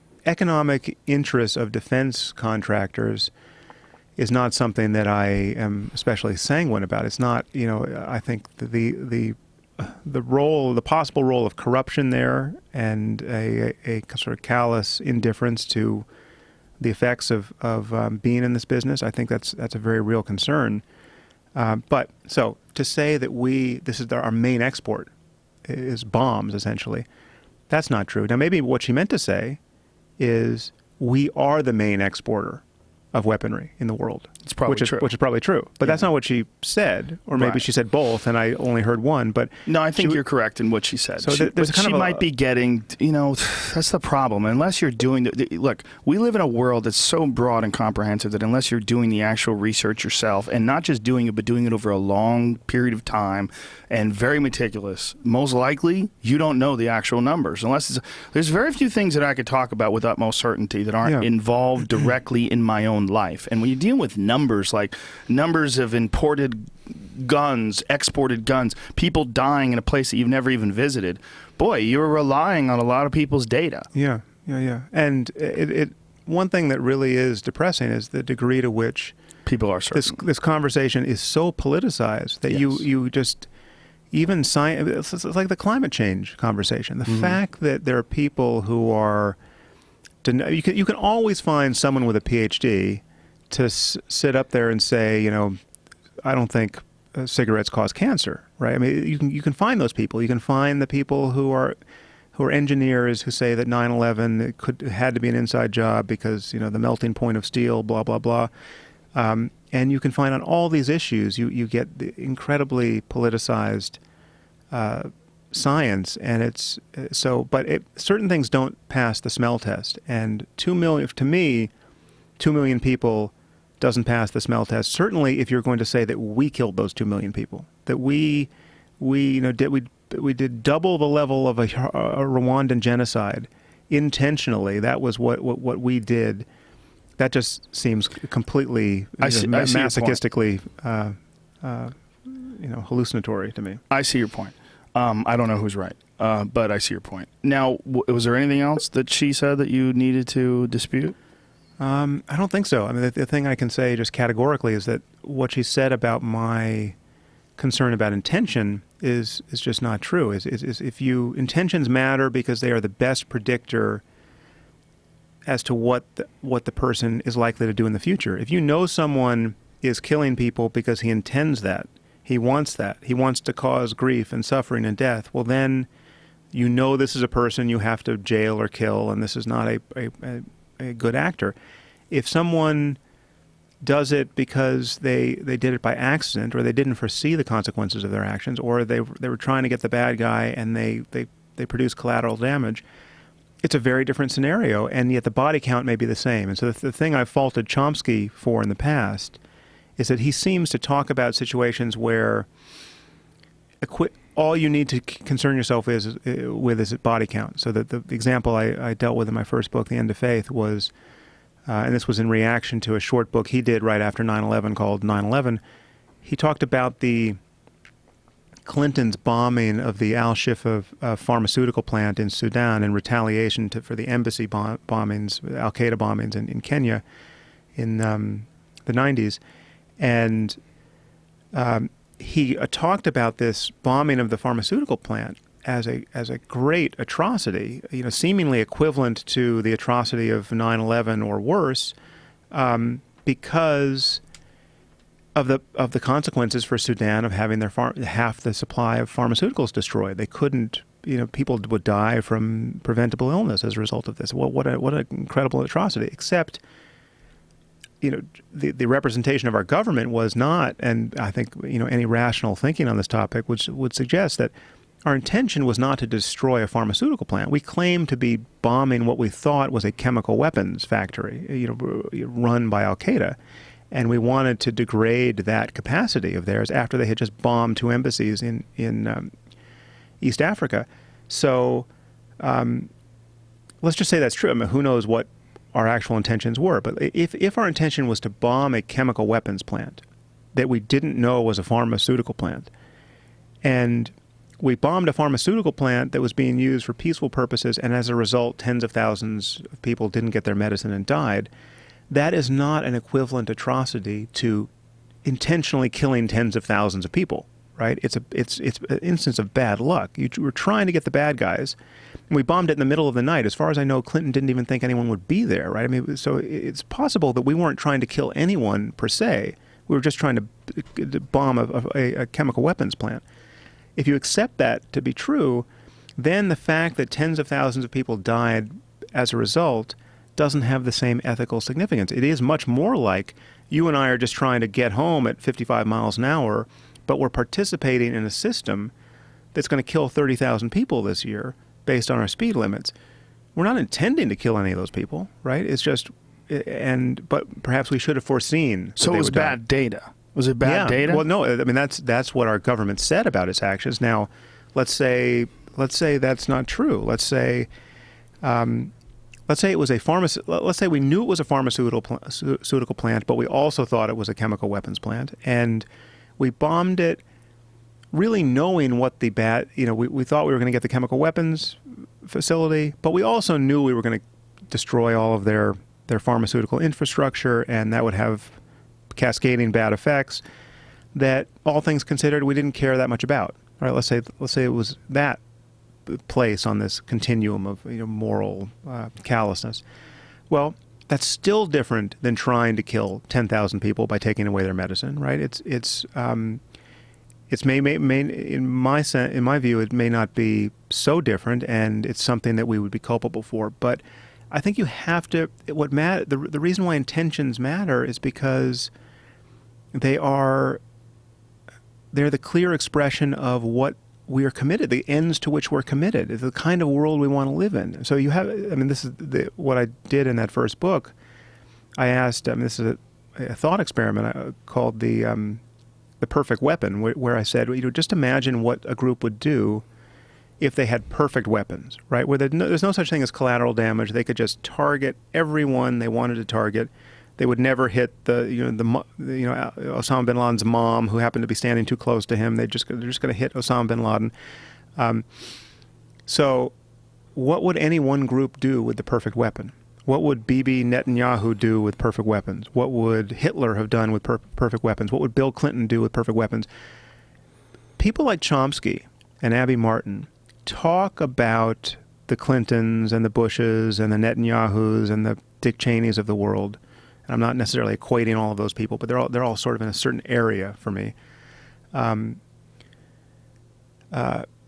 as though they would act with the perfect weapon exactly the way Hitler or Osama bin Laden or Saddam Hussein would act with the perfect weapon. That we have a level of malevolence, a level of commitment to. So much of what she was saying, essentially, that the intentions of our government are to go around the world killing brown-skinned people. I mean, that was a phrase she used, and the spirit in which she talked about our culpability on the world stage is very much in the sense that we have intentionally murdered millions of brown-skinned people because we don't care about them, and maybe it's part of the reason why we want them dead, right? And I do not believe that's the situation we're in. I certainly don't believe that someone like President Obama wants to create massive collateral damage. And if you gave him the perfect weapon, I am reasonably sure he would target the bad guys. People who, if you and I could vote on whether these people should go down, we would have a 90% convergence with him, right? We wouldn't find ourselves in the presence of a psychopath who just was so amped up on his power to kill that he would be killing, Anne Frank, right? Whereas there are people who really did kill Anne Frank because they intended to kill Anne Frank and everyone like her, right? There's a difference. Is there any culpability? Do you put any blame on the United States government and our foreign policy and our decisions as far as the domination of global natural resources, whatever we've done overseas? Is that in any way responsible for the hatred that these people have for America in the first place? Yeah, and beyond the hatred, responsible for our alliances with people who commit outright human rights abuses. Like Saudi Arabia. Yeah, so the fact that we can't break all ties with Saudi Arabia, the fact that we can't twist their arm and get them to behave like a civilized culture on the world stage at this point. So they're jailing and caning bloggers. This one atheist blogger, Raif Badawi. I'm sorry if I'm mispronouncing his name. It's an absolute scandal, the fact that we can't apply more pressure to them, and that isn't, as far as I can tell, entirely explained by our dependence on oil and our unwillingness. We have the technology to break this dependence on oil. The fact that we have such entrenched financial interests that's keeping us tied to oil, and that the whole military-industrial complex is tuned to safeguard those interests for us in the world out of necessity. Because those interests they've been monetized, they've been controlled, they've been monopolized. Roll back the clock 50 years. There, I'm sure, was not an alternative to being dependent on oil. Right? There's a certain point, so we're totally dependent on oil. Civilization just needs petrochemicals to survive, and they all happen to be buried in the ground inconveniently under the palaces of these religious maniacs.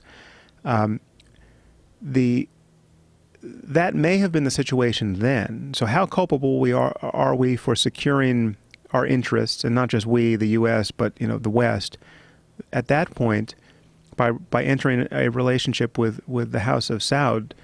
That's one question. That may have been a marriage of necessity, and there have been marriages of necessity with tyrants, I think, in the past. But now, the fact that we can't sprint to the finish line and get off of oil, right? We know this is a dwindling resource. We know it's a disaster for climate change.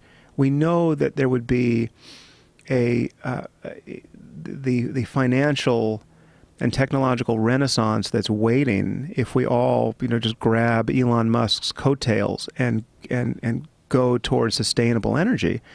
All of this, our interests, and we're funding both sides of the war on terror. It makes absolutely no sense. So we should just make a full court press in the direction of sustainability, energy security, and getting ourselves into a position to say to people like the Saudis, you treat your bloggers better, or we're going to bankrupt you, right? I mean, it's just all their wealth is coming out of the ground, right? So the moment we don't need this wealth or need to defend it, we'd be in a much better position to demand that people treat women better throughout the world, and they treat they honor free speech, etc. So I think it's a scandal that we are not doing that, and I think we are culpable for doing that. But given what would happen to us in the near term if we lost access to oil, and again, I'm not just talking about us, I'm talking about Europe and just the whole world. It's been a very difficult situation to be in, and it's understandable that we have gotten into this situation. But I don't find it understandable now that we aren't sprinting away for it. So if I could define your point of view is more of a pragmatic take on what the world is currently at this stage. It's not, you're not taking away the responsibility of the United States government. You're not saying that they haven't made horrific decisions. You're not saying that they haven't been manipulated by these gigantic corporations that are profiting off of the war that we're currently involved in. That you are just saying that if you want to look at the actual reality of the good guys and the bad guys and where the world is fucked right now, there's certain things that have to be done, and there's certain people that have to be taken out. If you do not, you put everyone else at risk. Is that a good? Yeah, that's fair. Well, I guess I would only tweak it. Add that, and I've been saying this for 10 years at least, or now closer to 15 years, and it just never gets heard. I can grant someone like Chomsky 80-90% of his thesis, right? So I think he pushes forward into kind of masochistic voodoo a little bit, but we have done horrific things historically, right? And the question is just how far you want to walk back in your time machine. But starting with our treatment of the Native Americans on up, and it depends on who the we is, but we being the United States, right? So we get here. We start behaving badly, and we behave badly for a very long while. And we have done terrible things, and yet it is also true that we have enemies we haven't made. There are people who have had the benefit of everything the West has to offer, who are waking up today deciding to join ISIS for reasons that have nothing to do with U.S. foreign policy. Or if they do have something to do with U.S. foreign policy, it's based on a theological grievance. It's not based on any real political concern for the lives of the Palestinians. It's based on you've got infidels too close to Muslim holy sites, and you have. So the problem, the intellectual and moral problem I've spent more time focused on is the problem of someone like Jihadi John, right? The guy he's got a degree in computer science, right? He comes from a upper middle class background in the UK. He's got all the opportunity anyone could want. There are at least 3 billion people, probably something like 5 billion people, excuse me, who would trade places with him to be in a position of such opportunity in this world. And yet the opportunity he wants to take is to move to Iraq or Syria and, cut the heads off of journalists and aid workers. Journalists and aid workers. They're not Navy SEALs they captured. They want to kill the aid workers. It's not an accident. It's not something that's not like a perversion of their impulse. It's not like, oh, I would really wish this guy wasn't an aid worker or a journalist, but he's the only guy we have. No, this is their commitments are that horrible, right? And you have to explain how, and this is something that someone like Abby Martin and someone like Noam Chomsky, this is the phenomenon they really don't explain. How is it that someone with all the opportunity, who's never been victimized by anyone, how is it that he is committed to the most abhorrent and profligate misuse of human life, where he's just ready to burn up the world, right? And now how do you get tens of thousands of people like this coming from first world societies? And so given that phenomenon, then what explains the commitments of the people who don't have all those opportunities, right? The people who are born in these societies and are shell-shocked and have been mistreated, who have understandable grievances against us, right? They are part of the collateral damage. We've been bombing over there, after all, right? So it's no mystery that they would hate the West, right? Some of them. I mean, some of them still love the West. Some of them still are trying to get out. Some of them, I hear from atheists in these countries who don't hate the West. I mean, they don't follow Abby Martin's line on this. They understand why we were bombing in their neighborhoods, right? But the fact is, this is really like a science experiment. There are pristine cases of people who have no rational grievance, who devote their lives to waging jihad, and they're not mentally ill, and they're not, and that's the problem that problem is scaling. The thing that I worry about is that is a meme that is spreadable. You don't have to ever meet anyone affiliated with a terrorist organization to get this idea into your head, and so that's the piece I have focused on. And it's not that I've denied the reality of the other pieces. Is this related in any way to just the natural instinct that a certain amount of people have to be contrarians? I mean, there's a certain amount of people that when they find any sort of large group that's in power, they want to oppose them. If they find a band that's popular, they want to hate it. If they find a political party that's in control, they want to oppose it. There's a certain amount of people that are just natural contrarians. When they find a group that is absolutely committed and completely involved in an ideology to the point where they're rabid about it, it becomes attractive to them and they want to join that resistance to fight against the Death Star that is the United States. I'm not religious by any stretch of the imagination, but what I am is curious. And one of the things that I like to do is I like to watch really pious or really obsessed religious people. I love to watch videos of them because I find it fascinating.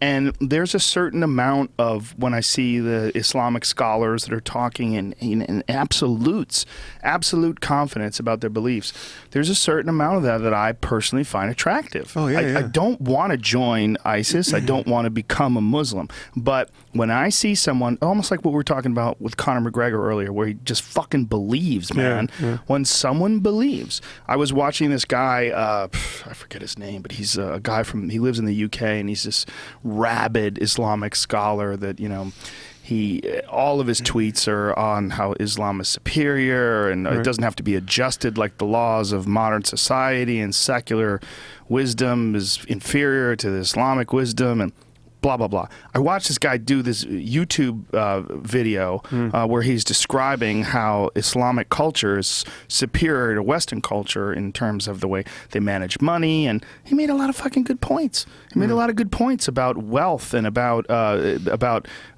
building economies, and about how you take a company that's only worth $100,000, but you could sell it for $1 million, or trade it. You have stocks, and this is invisible wealth, and Islam doesn't allow invisible wealth because that's how societies get crushed, and that's how rather economies crumble. And I'm watching this guy with his moral certainty and his extreme confidence in what he's saying, absolute, and it becomes compelling. And I'm not joining. I'm not saying that he got me, but I'm saying that I'm just absolutely admitting there's a certain aspect of human nature that gets compelled to join groups. Oh yeah. Well, there's something. There's that component of it, which I understand, but there's also just the religious ecstasy component, the aesthetics, the emotional component of it, which I really understand and I'm susceptible to. So I have a blog post. I believe it's called Islam and the Misuses of Ecstasy, where this is actually the first blog post I ever wrote where I realized I could not possibly have written this in book form or in a newspaper because it relied on embedded video. I mean, the only way to have done this was with embedded video. And I wrote this, I think, once again over protests that something was said about me by Glenn Greenwald or somebody. Just showing, yes, the charge had been that I totally lack empathy, right? Like I don't even know what it's like to be, what these people are getting out of their religion, right? I've just demonized a whole people. I don't understand religion. And so I wrote this blog post to try to indicate how far from the truth that was. So I put an example of the call to prayer, right? Which I think, there's some that sound kind of ratty, but a nice call to prayer, I think, is one of the most beautiful sounding things humanity's ever produced, right? I mean, that hits me, that gets into my bones, right? I don't have to imagine what a devout Muslim is feeling when he hears the call to prayer. I think it's absolutely beautiful, right? And without even knowing the language. Exactly, right? And I'm not, without ever having been a Muslim or believing any, it's like, so if that sound, and again, your listeners can just read that blog post. I only dimly remember what I wrote, but if that ritual was purposed towards some other end, right? If that ritual just was signifying, let's all get up in the morning and consider how profound human consciousness is, and consider our togetherness on this, rock spinning through empty space, and realize that we just have this common project to make the world beautiful, right? If that was what that meant, right? I would just want a minaret, right next to my house. I would be totally on board with the experience of participating in that. So I'm totally empathetic there. And so I went through, many other instances of this where something I'm seeing in the Muslim world, I really grok how beautiful and meaningful and captivating this is for people. But then at the end, I put in Quranic recitation and sermon by I forgot his name now, but some sheikh who's got, like 10 times the number of Twitter followers you have, right? I mean, he's not a fringe figure. He's a Muslim rock star. And, you see the translation of what he's giving this tear-filled recitation of the Quran, which again is beautiful, right? He's a great singer. And, it's a packed house in wherever it was, Saudi Arabia or Yemen. I don't know, and, but what is being said there is so ethically ugly, right? Essentially celebrating the tortures of hell, right? And just expressing a certainty that infidels are going to go to hell, and how, this is you have to organize your life around this question, but how to escape the torments of hell. And the only way to do it is to be a true believer in the Quran and Muhammad, etc. And this is at the center of the mandala of their ethical concern. Nothing matters, but nothing in this life matters but avoiding hellfire. And so there's a kind of a ghastly perversion of this impulse that I think many of us feel. I certainly feel it, to transcend yourself, to experience bliss and ecstasy and compassion, and it is very much it's very much like Burning Man for people. I mean, it's like imagine if Burning Man were just as ecstatic as it was, and attracting all the smart people that it attracts, but strewn throughout it was a message of just true divisiveness. Like, everyone else who's not here is going to be tortured for eternity, and they deserve it, and we shouldn't be their friends, and we should fuck them over any way we can when we get out of this place. And if God had wanted to enlighten them, he would have, but he hasn't. So we're the only ones here, and it's just a kind of a durable message of them thinking that just cannot be dissolved, right?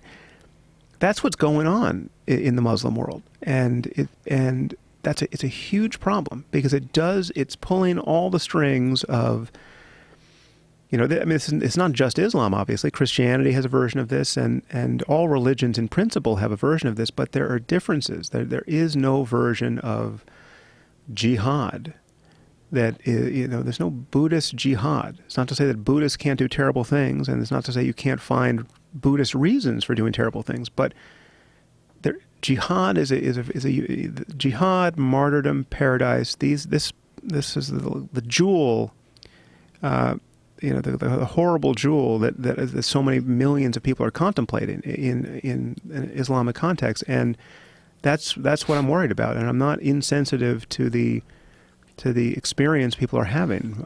Is this version of Islam recent in human history? This extreme radical version? Well, I mean, there are some things you can say that have, with Wahhabism and Salafi style Islam generally, that have been politicized and tuned up in a negative way in the last century. That you can say that, but the reality is that jihad is as old as Islam, and Islam spread by jihad. But isn't the original version of jihad a war on your own vices? No. I mean, that's just no. I mean, there is that component to it. There is a inner jihad and an outer jihad, but there was always an outer jihad, and that's how Muhammad spread the faith. And Muhammad, I mean, so to answer your question very simply, as I did somewhere, I just said, there's absolutely nothing ISIS is doing, the Islamic State is doing, that Muhammad didn't do, right? I think I said, good luck finding something significant, that some difference between them.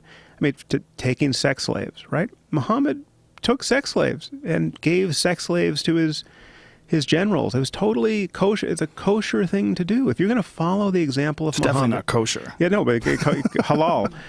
I mean, if you're going to follow Muhammad's example, which is is perhaps the main lens through which you have to look at this. I mean, there's just what's in the Quran, and there's what's in the Hadith, the larger literature, and there's the example of Muhammad, which is attested to in both those literatures and in the early biographies about him. Muhammad was not like the Buddha. He was not like Jesus. He was a conquering warlord who succeeded, right? And that is an example that is very different from the example of a guy who got crucified, or the example of a guy who spent his life meditating and then teaching, right? If the Buddha had been lopping heads off, at every sermon, and advocating, just talking endlessly about when to kill people and how many people to kill, and how to treat your sex slaves, if that was just strewn throughout the Buddha's teaching, I would expect Buddhists to behave exactly the way we see members of ISIS and Al-Qaeda and Al-Shabaab and Boko Haram behave. How to treat your sex slaves? Sure. How many? So yes, you. How do you treat your sex slaves? Well, not you. Yeah. But how was one? Taking sex. I mean, taking sex slaves. So you can. It's not adultery if you're having sex with sex slaves. It's adultery if you're having sex with someone you care about, other women, right? Whoa. Other Muslim women. But you're how convenient. No, you can. Slavery. I mean, this is the horror of Abrahamic religion generally. I mean, this is why we know these books were not authored by a moral genius. The Bible and the Quran can't give you a basis to resist slavery. The slavery is supported in both traditions. So the fact that we have, after centuries, decided to more or less unanimously that slavery is an abomination, that proves that there's more moral wisdom to be found outside of these books than inside, at least on that point. And I would argue on virtually every other point of consequence. Now, it's not to say they're not gems of moral wisdom in some of these books, but they're not best found in those books. And there's so much else in there that gives you the ethic of the Taliban, and it's an inconvenient fact because it is. I mean, this is what the quote fundamentalists do. The Islamists and the jihadists look at the books. The members of ISIS right now have the theology on their side. It's not like they're ignoring the books. They're looking at the books very literally. And they're saying, what in here, what are we doing that you don't find in the books, essentially? It's like this is just connect the dots. Well, that was one of the videos that you had posted up on your blog that you and I discussed with right. The guy that was standing in front of all those people that was talking about stoning people for adultery or the treatment of homosexuals, and how that this is not radical Islam. This is just Islam. Right. And that was shocking. And that's one of those videos where you post it or you talk about it and you get 1 million people that get upset at you over it. You get 1 million people that call you Islamophobic or what have you and get upset about it.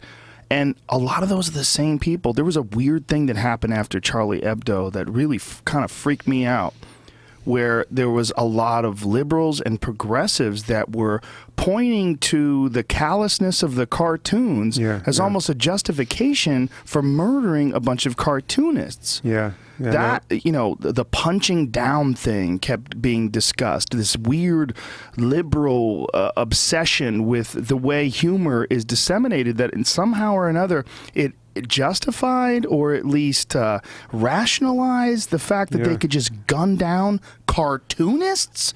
Fucking cartoonists. You're not talking about people that are doing experiments on monkeys or people that are torturing animals. I mean, you're not talking about people that are imprisoning other human beings. You're not talking about people that are, even stopping people from doing anything, just mocking them in cartoon form. And in this case, mocking also Christianity and the Vatican, and many of the things that were interpreted as racist weren't even racist if you understood French or French politics. So it's shocking. And the people who missed the train on this, people like Gary Trudeau, the Doonesbury creator. I mean, he just came out against Charlie Hebdo, and a bunch of writers who belong to the PEN America organization, which is the whole point of which is to defend free speech. They just walked out of a gala event or declined to show up because PEN had given Charlie Hebdo the Freedom of Expression Award this year, as they should have, and some prominent people left in protest, and no, the fact Well, that... what is that? What is that? Well, it's political correctness and fears about being perceived as a racist, and this notion that you should... that it makes sense to have a double standard here where you can...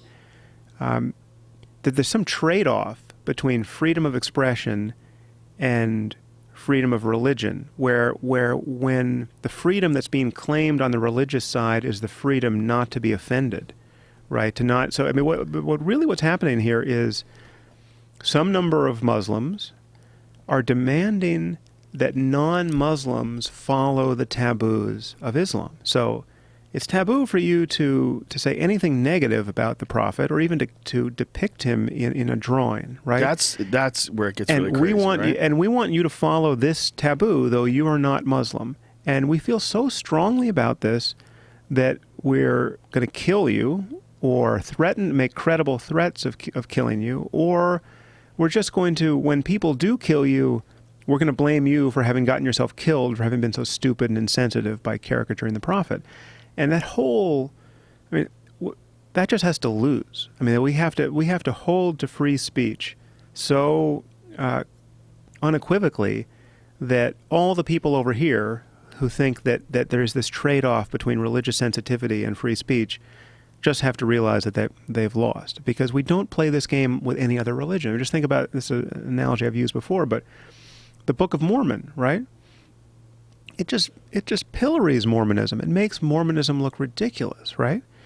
What did the Mormons do in response? The Mormons took out ads in Playbill, right? I mean, it was very cute what they did. They took out ads like, if you like the play, you come learn the real stuff, right? It was totally civil, good-natured, fine. They're my favorite cult. Right, yeah. They really are. I like them way more than I even like Scientology, which is my second favorite cult. Right. But Trey Parker and Matt Stone are not looking over their shoulders for the Mormon assassins. But they coming for were them. about Muslims. Yeah, but briefly, they didn't even they put Muhammad in a bear suit. It was just a bear, right? And then they had to put the bear suit in a van. Yeah, and then they pulled it off the air. They had to pull it off the air, and it made sense for them to pull it off the air given the actual nature of the threat. And so as I've argued, we have already lost our freedom of speech on this issue. And so on that one individual issue, we've almost... The only issue on Earth, really. And there are people on the liberal side of this argument who think that is a good thing, that you are a racist to question the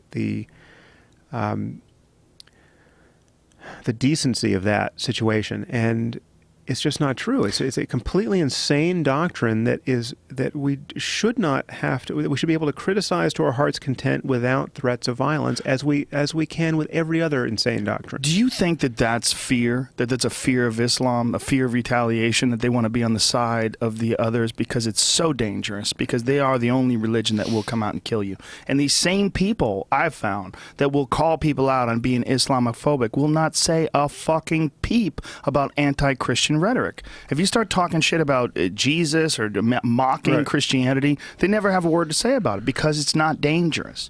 Because it's not dangerous to be on that side.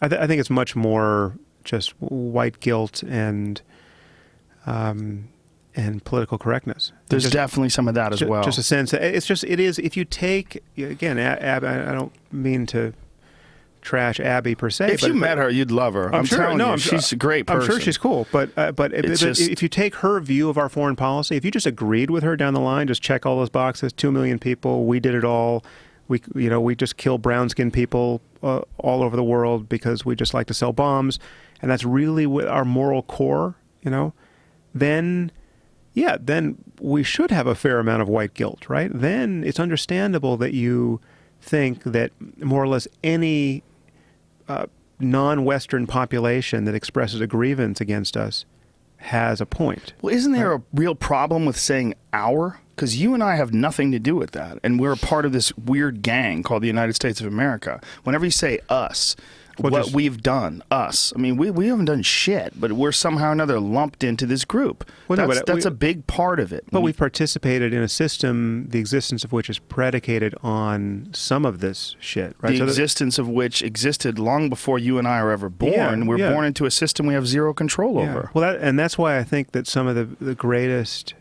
ethical changes, the greatest ethical progress for us as a species is going to come not with each one of us developing an ethical code that allows us to be a hero, personally, and just bucking a system and bucking a trend, from morning till night. We need to design systems that are more benign. So it's like it comes down to our smartphone. It's like, is there a way to produce a smartphone that is ethically benign? Right now, at the moment, it seems like there isn't, or at least we're not being so scrupulous as to find one. But you mean as far as conflict minerals? Yeah, exactly. All of it. It's like, could we actually be good people all the way down the supply chain? Slave labor. Right? Yeah. All the way down. Now, I would pay more for that phone. There's no question. Well, right? do you know there was a phone that they were trying to produce about that? It was called the Fair Phone, and it was non-conflict minerals. It was, but it was only 3G. Nobody wanted it. Piece of shit. So that's where it comes. I'm not kidding. But that's where it comes down to. Pull that up. Jamie, it's called the Fair Phone. Our hold on our better nature is so tenuous that the difference between 4G and 3G could make the difference. Right? It's like. Let's see if they've moved up to 4G. I'll fucking buy it. Right. But it's got to be. So, nobody wants it. But my sold point out. is, look at that. They're sold out. Wow. My point is, no one should have to have a bad phone to be a good person, right? Mm-hmm. So, but true. We want systems. It is adorable, right? When you see liberals with an iPhone 6, right? Like, listen, son. But we are those liberals too. Look at that guy with a fair phone. That's what you get when you get a fair phone. That's perfect. That goddamn brick. Something the size of a toaster. That's some shit from an Ice-T video from 1988. Look at that brick that guy's got up to his ear. That is an unfair phone. That is a terrible way to sell your phone. Why would you have that fucking ridiculous phone? You can't put that in your pocket, son. Yeah, well. All of those people that buy those things that have those like extreme liberal values, progressive values, you have to deal with the absolute reality that at the very least your phone is being produced in a factory where people are jumping off the roof. And that's a fact. Unless they're making them in Korea, the Samsung phones, I think ethically, they have like a leg up on the iPhone in the sense that those Foxconn buildings where they have nets installed all around the building to keep people from jumping off the roof because it sucks so bad there. And I've heard the argument against that. Well, the amount of people that you got to deal with the fact that these factories employ 500,000 people, and the number of people that commit suicide is directly proportionate to the same number of people that would commit suicide in the regular population. But they're killing themselves at work. Like, how many people kill themselves at work? Like, that's not normal. And they live at work. Okay, well, that's not normal either. You got slaves. These are essentially wage slaves. Again, these are situations where there's often, or at least sometimes, no good option immediatat. So when you think of like child labor laws in a place like Pakistan. I know, but look at that phone, dude. Look how beautiful it is. Look at that. Talks to you and shit. Come on, man. Look at that screen. Pretty. I'm not going to lose any sleep at night over your owning that phone. Thank you. But it's I think you and I would, and millions of other people would, probably, I mean, I know I would, but I think millions, if we could make the problem transparent, we would pay more to be truly good actors across, in all of the streams of influence. And but there are certain situations, again, where, I just mentioned, child labor laws in Pakistan. If you go, if you just say, no kids can work, right? Because this is obscene. This is, we haven't done this in the West for over 100 years. We don't want kids stitching together our soccer balls, right? These kids should be in school. Well, there are situations where that may be workable, right? Where you get the kid out of the factory and where he's been working 14 hours a day, and you get him into school and he's got a better life. But there are many situations in places like Pakistan where, no, what you've just done is you've made it impossible for this kid to work, and you've further impoverished his family because he wasn't going to go to school anyway. Now he's going to be picking stuff out of a trash heap or whatever it is. and he does. You haven't put in place an alternative that's workable, and so with many problems of this sort, we have to find a path forward where the first doors we open, the choice between the doors we have to open, all suck, right? And there are situations, geopolitically that are like that, where you can either back a guy who's a dictator, right? But he's secular and he's committed to a first approximation to basically sane relations with the rest of the world. But he really is a dictator, and he really has a history of treating people badly, and he's going to treat political dissent very badly because of the possible consequences for him if he doesn't, because the society's bursting, coming apart at the seams.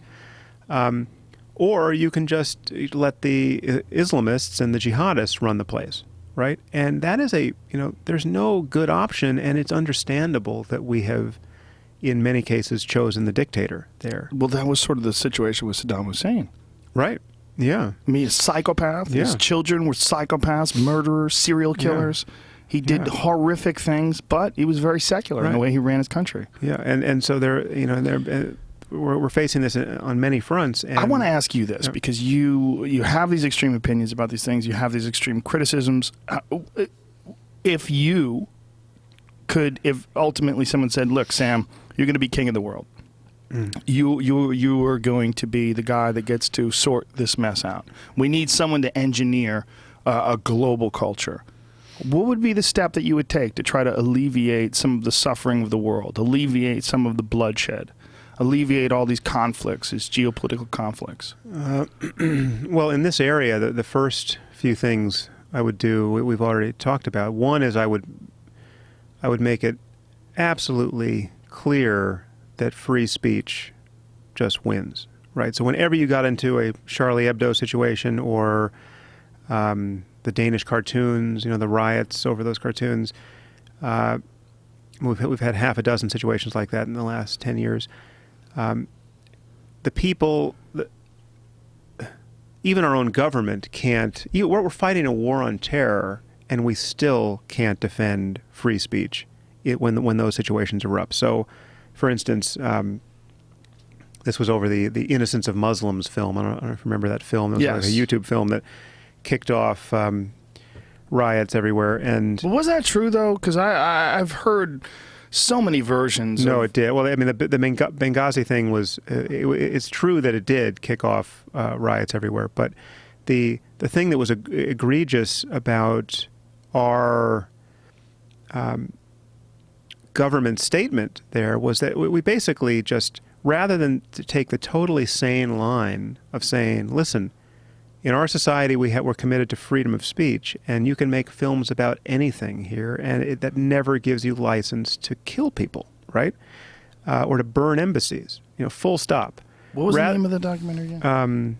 Well, it was a film called The Innocence of Muslims, or Innocence of Muslims, made by some crackpot somewhere, and it was just a YouTube video, but it got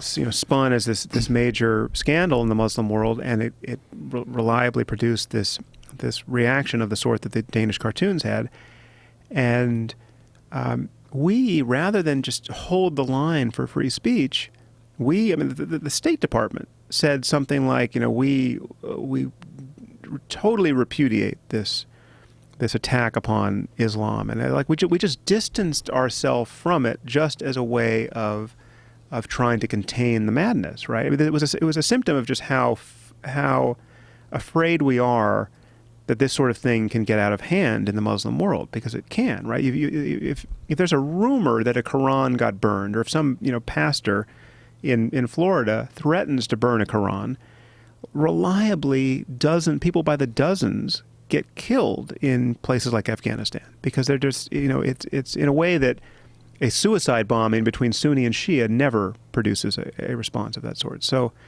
it's I would hold to free speech, and I would just make that, because free speech is the freedom that safeguards every other freedom. I mean, if you can't speak freely, if you can't criticize powerful people or powerfully bad ideas, there's just no way to defend society from slipping back into theocracy or any other kind of medieval situation. And so you have to defend free speech, even speech you don't like. So like these Holocaust denial laws in Western Europe, it's illegal to deny the Holocaust in Germany and a few other countries. I think Austria. I think even France. And it's a ludicrous law. You should be totally free to deny the Holocaust, and then everyone else should be free to treat you like an idiot. And you should be free to destroy your reputation, right? The fact that we're putting people in, or that they are putting people in jail for denying the Holocaust is totally counterproductive. And it does look like, in defense of Muslim apologists, it does look like a double standard. You're going to put people in jail for denying the Holocaust, but you're going to allow Charlie Hebdo to criticize the Prophet? How does that make sense, right? I totally agree with them there. We should not be criminalizing any form of speech. So regardless of how stupid. Yeah, and but there are people trying to push through blasphemy laws. There's a politician in the UK who recently just said he would make Islamophobia a criminal offense, right? He would. I'm sure he would make the sorts of things I say about Islam criminally actionable in the UK, right? This is a disaster. That's the wrong road to go down. So first thing, and I think that's a hugely important thing. And the other piece we just talked about is just getting off of oil. And just imagine that one change, right? We could get off of oil. And that would prove beyond any shadow of a doubt that spending your life splitting hairs about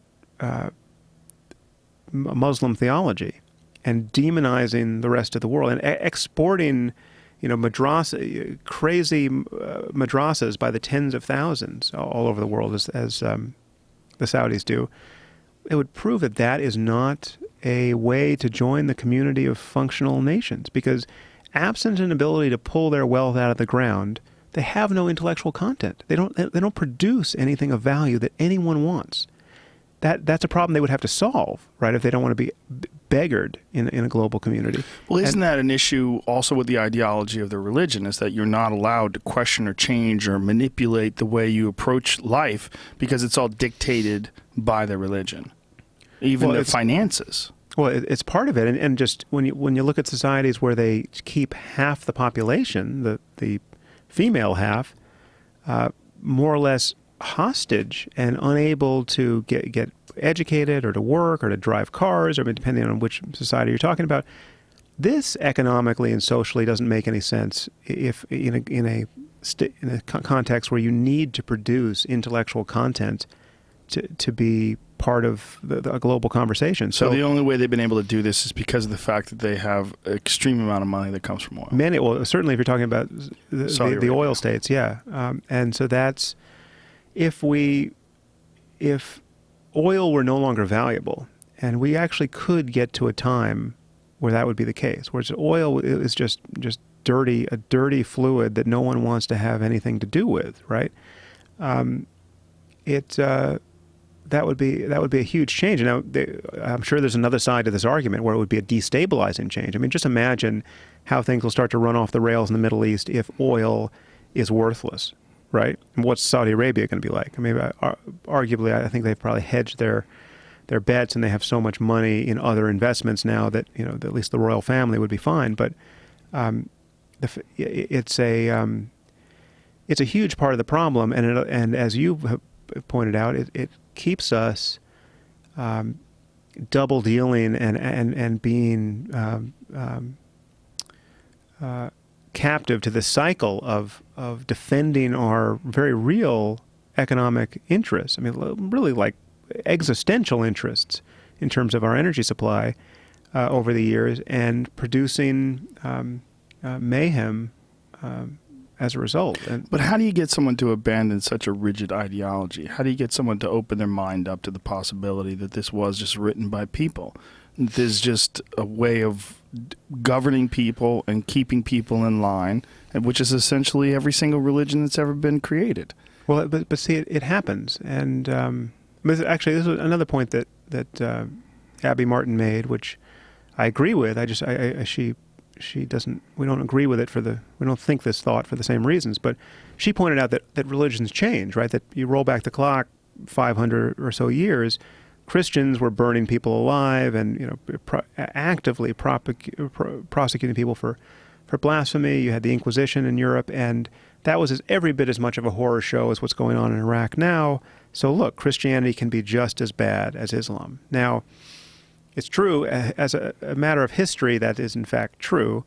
There are differences between Islam and Christianity that are nevertheless important, but the crucial piece is that Christianity did not change from the inside.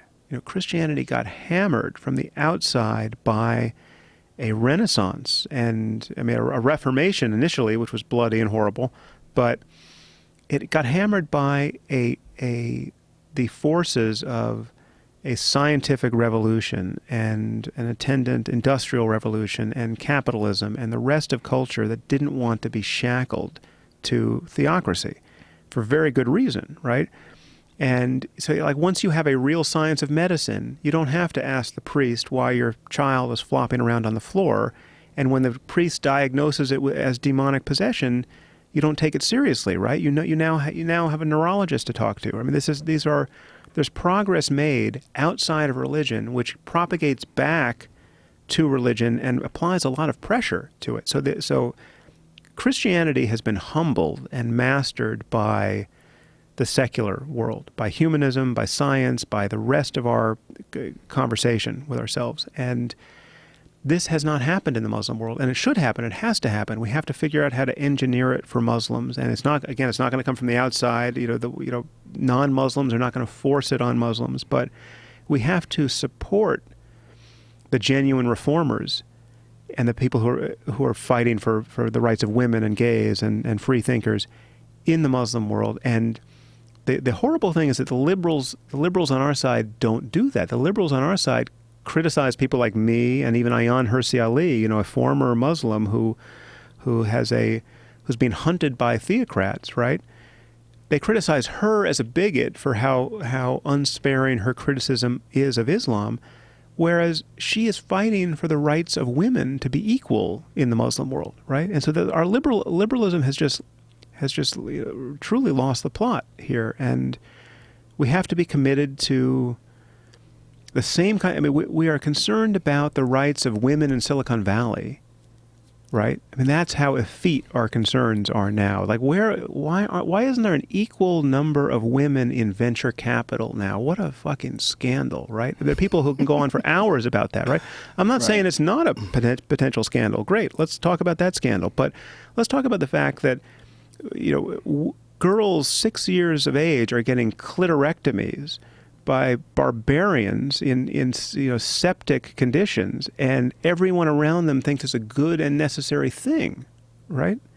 And women who get raped get killed because they brought dishonor on their family. There's another planet over there that we have to interact with because its violence is coming our way for no other reason. But there's another reason. There's the ethical imperative of figuring out how to help people who are hostage to a bad system.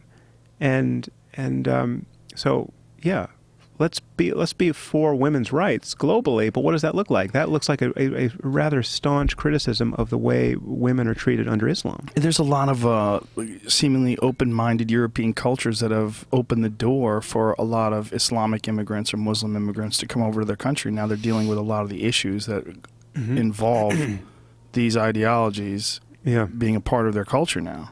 Yeah. Well, they are in a situation similar to ours with Latin America, where they need immigrant labor, right? They're actually worse than the U.S. in terms of their replacement rate. You've got a bunch of countries in Western Europe who are becoming these senescent populations. They're just not replacing themselves, and they need immigrant labor. And the most of the available labor is coming from the Muslim world. And then you also have the problem of political refugees who are leaving war-torn places for obvious reasons and winding up in the closest shores, across the Mediterranean. And so yeah, the people they're attracting are different from many of the Muslim immigrants we get in the U.S. who are come in, to work for Google, or they get engineering degrees, or it's a different demographic largely. Okay, I think we've covered that subject into the ground. Oh, so I'll just mention the things on this list, and you can send Abby a choose. big kiss. And again, I hope what I said about Abby didn't seem mean-spirited. No. I'm just saying, like, she actually is wrong about me, and if I'm wrong about her, I'm happy to be enlightened on that topic. Well, it'd be interesting to have the two of you sit down together. That'd be hilarious. Well, I'll bring the tequila. Is that what's necessary? For me, I'll bring my own tequila. Okay. So we did free will, I think, unless that comes up again. AI, which is that something you're concerned with? Yeah, I actually just blogged about this and spoke about it. But I think it was in my head to talk about it because I heard you talk about it with someone. It might have been Duncan Trussell. Most likely. We've talked about it many times. But AI, I just got on to this on the bandwagon here because I hadn't really thought about it at all. I'm not really a sci-fi geek. I don't read science fiction. And the word in neuroscience has been for a very long time, and in really science generally, is that AI hasn't panned out. It's not that it's inconceivable that something interesting is going to happen, but it has been old-style AI was really a dead end, and we never really got out of that particular cul-de-sac, and we just haven't made much progress. And so we have, the best chess player in the world is a computer that's the size of this table, but the prospect of having truly general artificial intelligence and superhuman level intelligence, that's not something we have to worry about in the near term at all. But then I heard, as many people did, my friend Elon Musk say something which seemed quite hyperbolic. He thought it was the greatest threat to humanity, probably worse than nuclear weapons. And there was a lot of pushback against him there. But I know Elon, and I knew he just wouldn't say that without any basis for it. And it just so happened there was a conference that had been scheduled long before in Puerto Rico, in San Juan, that was really like a closed-door conference for the people who are really at the cutting edge of AI research. It was organized by the Future of Life Institute, which is a nonprofit purpose toward kind of looking at the existential threat and looking at, and in this case, how to create foreseeing the existential problems around the development of AI. And it was a conference. I mean, maybe there were 70 people at the conference, and it was all people who were doing this work, and a couple. I mean, I literally think I was one of maybe two people who had sort of talked his way into the conference. Everyone else was just invited, and they had a good reason to be there. And what was interesting is that outside this conference, Elon was getting a lot of pushback. Like, dude, you don't know what you're talking about. Go back to your rockets and your cars, but you don't know anything about computers, apparently. And he was getting this pushback from serious people who like are on the edge.org website, where I am also occasionally published, and roboticists at MIT, and people who should, former top people at Microsoft, people who you'd think are very close to this, would say, no, this is 50 or 100 years out, and this, this is crazy. And so anyway, I went to this conference just wanting to see, what was up. And what was interesting and frankly scary was that at the conference, even among people who had clearly drunk the Kool-Aid and are just not willing to pull the brakes on this at all. I mean, they don't even. It's hard to conceive of how you would pull the brakes on this, because the incentive to make these breakthroughs financially is just so huge that, if you don't do it, someone will, and so everyone's just pedal to the metal. But basically, even the people who were going at this most aggressively were people who were conceding that it was not at all fanciful to say that huge breakthroughs in artificial general intelligence could come in 5 or 10 years, right? Given the nature of the progress that had been made in the last 10 years. And the scary thing is that when you look at the details, it's not at all obvious to see a path forward that doesn't just destroy us. It's because it's not. You'd think that. I mean, I think most people's default bias, and it was mine, frankly, going into this, was, well, this probably is kind of like Y2K, right? Everyone is worried that the clocks are going to change and all of our computers are going to seize up, and we're going to have a real problem on our hands. But the clock changes and nothing happens, right? So this is just, you got a bunch of nerds worried about something that just doesn't happen, right? So is that an analogy for the situation? And it really isn't. What's going on here is you're talking about, I mean, even in the most benign case, well, let me just step back, because I'm assuming that a lot of people understand what we're talking about here. What we're talking about is producing what's called strong AI, or often called AGI, like artificial general intelligence. You're talking about a machine that is where the intelligence is not brittle. It's not like the best chess playing computer in the world can't play tic-tac-toe, right? So it's like all it can do is play chess. So it's not a general intelligence. You're talking about something that is that learns how to learn in such a way that the learning transfers to novel situations, and it doesn't degrade. If you give it a new problem, it won't get worse at the other problems that it got good at because you're giving it new problems now. So you're getting something that scales, that can move into new territories, that can become better at learning, and in the ultimate case, can make improvements to itself. I mean, once these machines become the best designers of the next iteration of software and hardware, well, then you get this exponential takeoff function, or often called the singularity, where you have something where there's a runaway effect, where it's just, you can't. This is now the capacities are it's gotten away from you, and so you imagine. What's often said is that we're going to build something. The near-term goal is to build something that's human-level intelligence, right? So you're going to build. We have a chess computer that's not quite as good as a person, and then it is as good as a person, and now it's a little better than a person, but it's still not so much better as to be completely uncanny to us.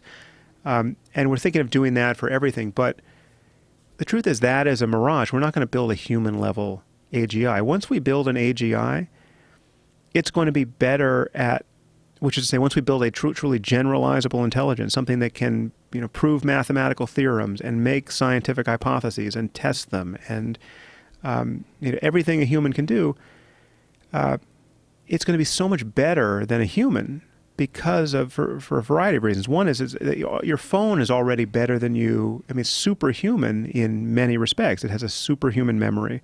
It has a superhuman capacity to calculate, right? So and if you hook it to the internet, it has potential access to all of human knowledge, right? So we're not going to build a human-level AGI. We're going to build something that is going to be not an AGI, right? It's going to be like a dumb chess-playing computer until it isn't.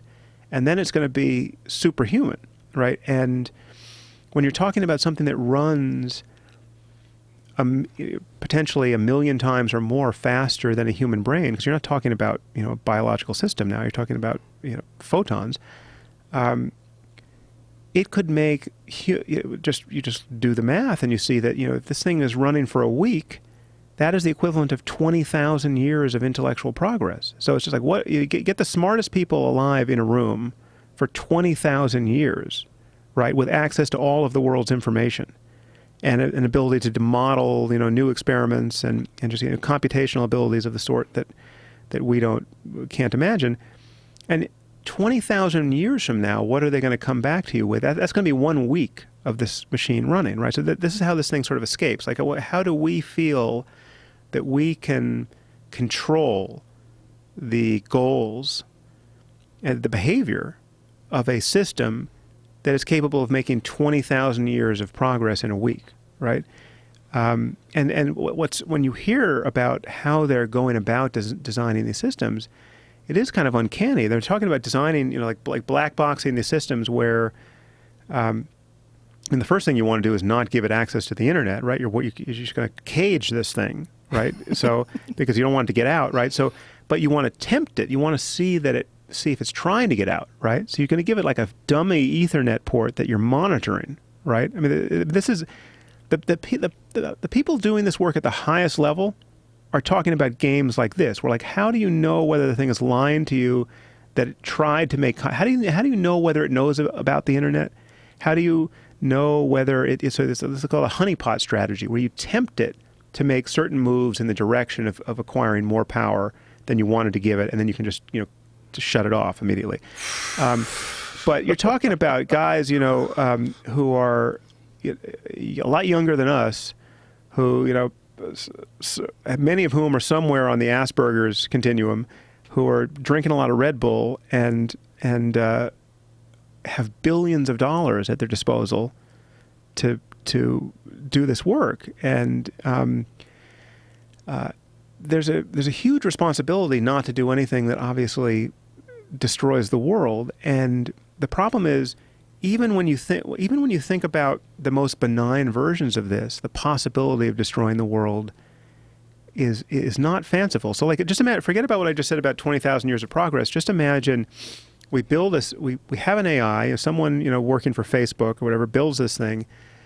We've solved what's called the control problem. We figured out how to keep this thing doing our bidding, right? It's not going to come up with near-term goals that are antithetical to human happiness. Like, I mean, it's just a non-trivial problem. If you say, okay, you have to be committed to human well-being, right? If that's the foundational architecture of the system, it depends what that means in certain cases. I mean, what if the thing decides, well, okay, if I'm committed to human well-being, I'm going to kill all the unhappy people, right? Or I'm just going to plug electrodes into the right part of the brain of every human being and give them just pure pleasure, right? You have to solve these problems. But so let's say we build something that's totally under our control, it works perfectly, and we don't have to worry about the control problem. We still have to worry about the political and economic effects of building something that's going to put the better part of humanity out of work, right? I mean, you're talking about now something that can build further iterations of itself, where the cost of building versions of itself now is going to plummet to more or less the cost of raw materials. You're talking about a labor-saving device of a sort that no one has ever anticipated. And we don't have a political system that can absorb that. We have a political system where we would see the cover of the picture of some trillionaire on the cover of Inc. magazine, and we would hear that unemployment now is at 30% even among white-collar people. And so we need to, even if we were going to, I mean, it's humbling to realize that even if we were given the perfect labor-saving device, it could screw up the world. We couldn't reliably share that wealth with all of humanity, which is, of course, what we should do. But we're in a system where the Chinese and the Russians would probably reasonably worry that we're going to use this thing as the ultimate tool of war, right? Both terrestrial and cyber. So just imagine the cyber war and the drone war we could unleash on the rest of the world if we had the ultimate war-making computer, right? And they didn't. So this is like a winner-take-all scenario that is unsustainable politically. So we have to politically we have to be in a position, and economically, where if this thing were handed to us, we could use it for benign purposes and share the wealth. And we're not there yet. And that is the best case scenario. That isn't even dealing with any of the problems of this thing having a will of its own, which of course it would. Is it possible that it's the next stage of life? Yeah, well, that's the other uncanny thing at this conference. You had a few people whose names escape me, unfortunately. Actually, no, the rules of the conference were I couldn't even mention their names if they hadn't escaped me. So, really? Yeah. Whoa. There's secret rules? Well, no, it's called Chatham House rules. Certain conferences are organized under, and board meetings are organized under these rules where because you want to encourage, so there's no press there, right? And you want to encourage just a free exchange of ideas, and you can talk about what was talked about there, but you can't give any attribution, and you can't. I mean, nothing's formally on the record. Where did this conference take place? Puerto Rico. Whoa, you had to go to another country, sort of. Yeah. Not really, but sort of, right? Yeah, I don't know that was. I think it was just they were looking for good weather. It was in the middle of winter. Please. They had plans. They wanted to go to where that giant Arecibo, isn't that where the one of the big telescopes they use to search for extraterrestrial intelligence from the movie Contact? Yeah, Wasn't that in Puerto Rico? No, I don't know. The Arecibo disc? I don't feel know. like that's it. They have some of those things in the southern hemisphere. So Isn't it? so your question about whether this But could, it's a the new next form stage of life. I mean, are we a caterpillar that's giving birth to a butterfly that we're not aware of? Essentially, one of these guys gave a talk that was all purpose toward making that ethical case that this is. Is that Puerto Rico? Yeah. Yeah. They're talking to aliens, bro. They're not even letting you know. Well. They're already planning. Aliens are making these things. They're making an alien. That's what an alien is. But that's the thing. This thing that then gets that weird. Like when you imagine this thing getting away from us, yeah, it would be its own. Now, whether or not it would be conscious, I mean, I'm actually agnostic as to whether or not a super intelligent computer would, by definition, be conscious. It could be unconscious. It could be nothing that it's like to be that sort of system, or it could be conscious. But in any case, this one guy gave a talk. Where he just speculated about this thing taking off and more or less standing in relation to us the way we stand in relation to bacteria or snails or life forms that we just squash without a qualm, and that's a totally benign, acceptable, not only acceptable but to be hoped for, right? Because we are, and I can follow him there at least halfway. If you imagine that these are conscious and actually become the center of the greatest possible happiness in the universe, right? So, like, if you imagine if we give birth to a conscious machine that is essentially a god, right? That has interests and states of pleasure and insight and meaning that we can't even imagine, right? That thing, by definition, by my definition, becomes more important than us, right? Then we really are like the chickens that, hope we don't kill them to eat them, but they're just chickens and we're more important because we have this greater scope to our pains and pleasures. And that's not to say that I don't see any moral problem with killing chickens. I'm just saying that we are more important than chickens because of the nature of human experience and its possibilities. But if we build a machine that stands in relation to us the way we stand in relation to chickens, or far beyond, right? I mean, it's nowhere written that the spectrum of possible intelligence ends somewhere close to where we are. Right? Not only that, there's nowhere written that they cannot create far better versions than we could ever possibly imagine. That's implicit in what I'm saying. We're imagining that this takeoff would be. This machine makes recursive improvements to itself or to new generations. Yeah, so it's changing its own code. It's learning how to build better versions of itself, and it just takes off. And but the one horrible possibility is that this is not conscious, right? That there's no good that has come of it. This is just blind mechanism, which still is godlike in its power. Excuse me.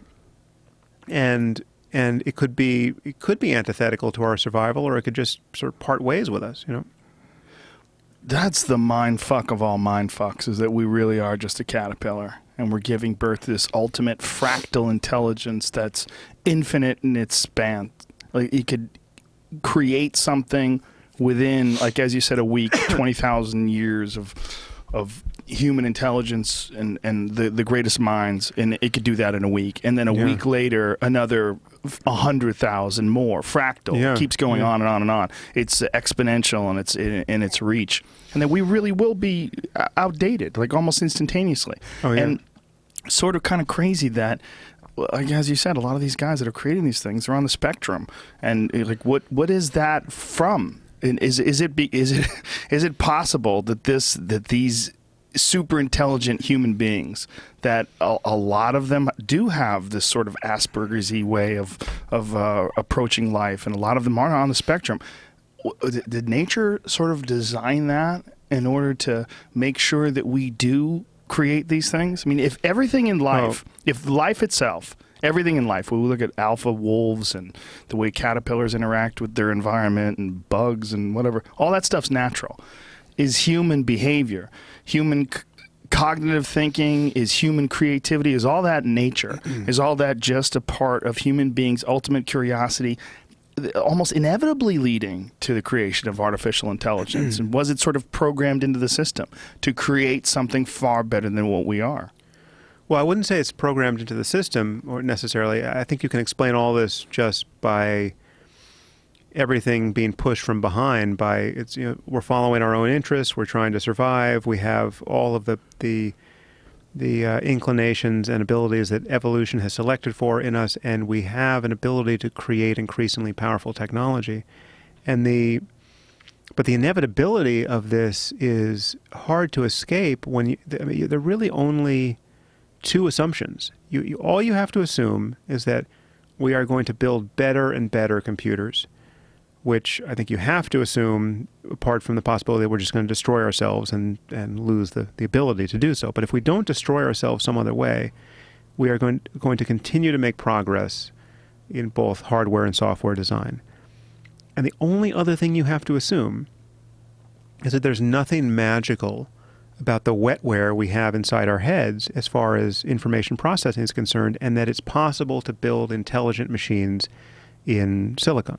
Right. So and I can't imagine any at this point serious scientist fundamentally downing either of those two assumptions. I mean, nobody thinks that there's something magical about being, you know, neural material when it comes to intelligent, you know, the processing of information that is underlying intelligence, and we're just going to keep making progress. So at some point, this progress is going to birth a generation of computers that is better able to make this sort of progress than we are, and then it takes off. And so you know, what some people, the benign version of this that some people imagine, and this is where the whole singularity begins to sound like a religion. But there are many people in Silicon Valley imagining that we are going to merge with these machines. We're going to upload our consciousnesses onto the internet eventually, and become immortal, and just live in sort of the dreamscape of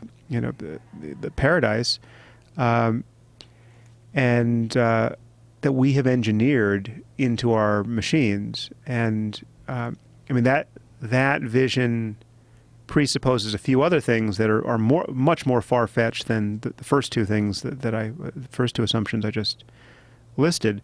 One is that before this happens, we will crack the neural code and truly understand how to upload the information in a human brain into another medium, and that you could move, you know, consciousness, mind and consciousness into the internet, or onto some other, you know, you could back yourself up on a hard drive. And there are just fundamental philosophical problems about what it would even mean to do that, right? I mean, in what sense are you surviving? If you copy your brain, the full contents of your brain, successfully into a new medium, haven't we just doubled you? And then when you die, aren't you just dying every bit as much as you would be dying if we hadn't done that? I mean, there are problems of sort of identity that come in there that are sort of hard to solve. But no, there are people who are looking at this as you know, it's very much like we're building the Matrix in some sense, and we're going to leap into it at the opportune moment, and it's going to be glorious. That is such a utopian possibility. Like, that's the utopian version of Ex Machina, right? Which comes out isn't that out right now? Yeah. Yeah, I saw it. I haven't seen it yet, but I mean, this is what we're talking about. I mean, that is probably the most benign version of it, an artificial person that's like you can't distinguish it between that and a real person. But although not if you've seen the film.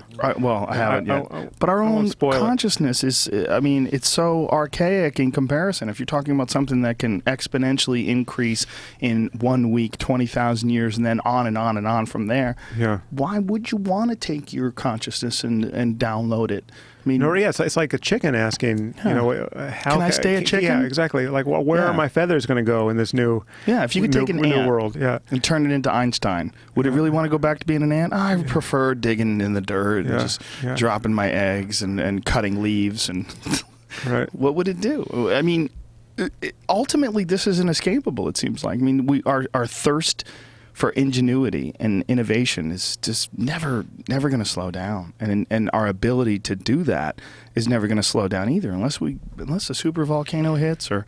Well, I mean, and the other side of this is there's so many problems that we would want artificial intelligence to solve for us. I mean, just you think of curing Alzheimer's or solving global economic problems. I mean, how great would it be to have a reliably benign superintelligence, which literally would be like an oracle, right, or a god, to help us solve problems that we're not smart enough to solve, and that but the prospect of building that and keeping it reliably benign, or keeping ourselves from going nuts in its presence, it's just a non-trivial problem. Wouldn't it almost instantaneously recognize that part of the problem is us itself? We're the problem. That's one reasonable fear, yeah.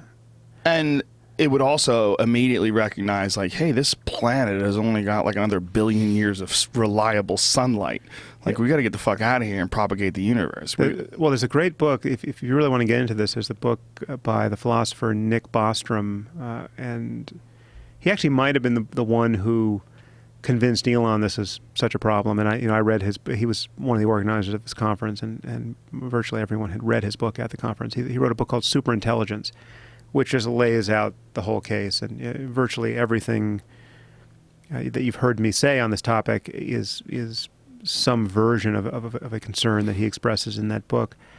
And it's very interesting because he just goes through it. It's like 400 pages of systematically closing the door to every utopian way this could go right for us. And it's like, yeah, well, here are the things you're not foreseeing about how, even you just have to anticipate absolutely everything. So if you're trying to create a machine that is going to block spam, right? You need to create a machine that will not, as a strategy for reducing spam, just kill people, right? I mean, that's a way to reduce spam. But it's like that's the only way. Yeah, it's like there are common sense things that you can't assume common sense in a super intelligent machine unless you have engineered it into the architecture, or you have taught it, you've built it to emulate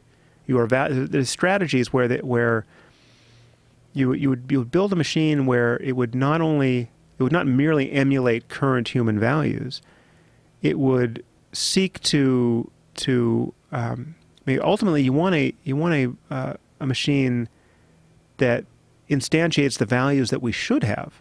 That not that we necessarily do in any moment. And what's interesting, one thing that's interesting to me in thinking about this is that the moment you think about building a machine like this, you realize that you have to solve some fundamental philosophical problems. You can't pretend that everyone has this equivalently valuable values, right? You can't, because you have to decide what to engineer into this thing. So do you want to engineer the values of jihadists and Islamists? I mean, did the Taliban get a vote on how we should design the values of this thing? Well, I think it's pretty obviously the answer to that is no.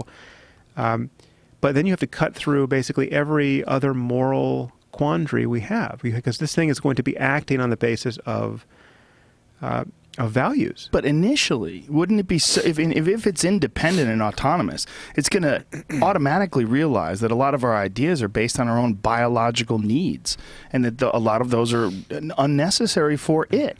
Oh yeah, well, so we will be building it. I mean, if we're sane, we're going to build it not to be merely self-interested. We're going to build it to conserve our interests, whatever those deepest interests are ultimately. Again, utopian though. I mean, because if it's Otherwise, we're building, Satan. We're building, which is what Elon Musk said. Yeah, we're summoning the demon. Yeah. Yeah, I mean, we're building something that's just going to, we're building a wrecking ball, and we're going to swing it out away from the planet and watch it hurtle back. So essentially, the Unabomber was right. Well, have you ever seen people? A few people have done this with his text, because there are sections of his text that can read, totally irrational, and people occasionally will put a section there, and then it's not until you turn the page and have already agreed with it that you see, who wrote it. Right. But it's interesting just to see that. I mean, we are kind of headed toward some kind of precipice here. Do you know how he lost his mind? Do you know the story about Ted Kaczynski? I don't know. He was part of the Harvard LSD studies. They dosed the shit out of that dude. Huh. Yeah, they dosed him. He went to Berkeley, started teaching, and saved up all his money from teaching, and went to the woods and started blowing up people that were involved in technology. Yeah, there's a documentary called The Net, and I believe it's from Germany. I believe it was a German documentary, but it's very secretive, like who was and was not involved in those Harvard LSD studies, and what was done and not done. I know people on the other side of those studies, and I knew Richard Alpert, who became Ram Dass. Right, yeah. But didn't kill everybody. Didn't break everybody's brain. No. But I mean, he might have had a vision that he chased down, to the final point, and he recognized from his experiences, like, whoa, if we keep going, this is inevitable, and became obsessed with it. Obviously, you're dealing, like, one of the things that people try to connect is various drugs with schizophrenia and mental illnesses. And most of those have not been able to stick, because there's a certain percentage of people that will inevitably have issues. Yeah. And if the percentage of people that have issues with schizophrenia or various mental illnesses are almost mirrored by the percentage of people who do psychedelic drugs, various psychoactive drugs, and develop these mental issues. So it might not be the cause, but it is it's a concern. And if you get a guy who may have a propensity for mental illness and you dose the shit out of him with LSD, you might get a Ted Kaczynski. No, I think there are some people who certainly shouldn't take any drugs. Yeah, they're just anything. I've had bad experiences on a variety of psychedelics, and as well as good ones, obviously. But the bad experiences I could see in the wrong mind affecting you permanently in a way that it's not good for you or anyone else. So. You can go off the rails. I went off the rails for a couple of weeks once. Not really off the rails. Like, I was totally functional. Most people probably didn't even know that I was off the rails. But the way I describe it is that my grip on reality had gotten very slippery. Like, I was kind of hanging on. Like, you ever done chin-ups with sweaty hands? Yeah. You're not exactly sure how many you can get on before your hands give out. Right. And that's kind of how I felt. I didn't feel like I had chalk on my hands and wrist straps. I felt like I had a slippery grip on reality. And thankfully, within a couple of weeks, it came back. It felt normal, but especially the first few days afterwards, just very intense psychedelic experience that was like as boundary dissolving as you can get. I mean, it might be like an argument that there's probably several versions of each person based on your reactions to whatever experiences you had, but that might have been version 2.0 of me. Like, after that, like, I'm a different person. I became a different person because of that. And that could easily be what happened to poor old Ted. Like you said, like, some of his assertions, like, if you look at the direction the technology is headed, I mean, obviously he was fucking batshit crazy, but he said some things that weren't batshit crazy. Yeah. Well, there's nothing. So if we can make a meme, if you could just say Ted Kaczynski was right, and we'll just put that in quotes. Put that on Twitter. Isn't that what it boils down to today? Is you putting a photo of you with a quote taken completely out of context, and everybody sort of shits on it or agrees or disagrees. It is, and it's fun though. But honestly, I think it's you're doing well if you never knowingly do that. I mean, if you never knowingly misrepresent your opponent, then you can get into just knock down, drag out arguments about anything, right? And then it's all fine. But as long as you're interacting with a person's actual views, then condemn those views and criticize those views to whatever degree. But if part of your project or the entirety of your project is simply knowingly sliming them with a misrepresentation of their views, because you can get away with it, because you know their views are either so hard to understand for most people, or these people aren't going to take the time to do it. That people are intellectually you're lazy. defaming people. Well, it's also there's a desire to win that a lot of people have, that they apply to debates, and it makes them intellectually dishonest because they don't want to agree that someone that they might have a disagreement with may have a point or two. I mean, you might disagree with the entirety of what they're saying, but somewhere along the line it might be possible that you could see where they're coming from, even if you don't agree, but it throws your argument into a bad position, so you abandon it. Well, the thing is that the merit of an argument has no relationship to its source, really. It's like either the argument succeeds or fails based on the structure of the argument and its connection to evidence, or it doesn't, right? And it doesn't matter if it's Hitler's argument for the destruction of the Jews, or Ted Kaczynski said something true about the progress of technology. It's whether it's true or not about the progress of technology, it has nothing to do with the source. But people imagine that you can, if you don't like the source, there's no burden to actually address the arguments. And if you don't like the arguments, a successful rejoinder is just to trash the source, right? Neither of those are true. If you want to deal with if you want to get at what's true in the world, you have to deal with arguments on their merits, and you have to deal with evidence. And it doesn't matter if the evidence is coming from a thoroughly obnoxious source. It's not sufficient to say, well, I hate the source, or as shorthand, we all have to privilege our attention and time. So if you know a source is disreputable, at a certain you can just decide, well, I don't need to hear it from this person because I know this person doesn't understand what he's saying and has lied in the past. So I'll wait to hear it from somebody else. It's not that the source doesn't matter at all, but you're not actually addressing truth claims if you're just disparaging the source of those claims. We don't have much time left. We have less than 10 minutes. Is there anything else you'd want to get into? We had the only other thing on this list, which is just too big for 10 minutes, and we're going to get in trouble, is a lot of people hit us with cops, Baltimore, self-defense, violence, weapons, all of that stuff. Yeah, that's a big one. That's an hour. That's, at least. Yeah, and it's also we don't need to talk about it. Once artificial intelligence kicks in, we're not going to have crime anymore. Yeah. We've pretty much cured it all with the final hour. The artificial intelligence conversation sort of trumps the whole thing, because Islam's not going to be important when there's robots that can read your brain. I mean, we're going to not need people anymore. So you don't need religion. You don't need lies. Charlie Hebdo's completely irrelevant. It'll be a footnote in history.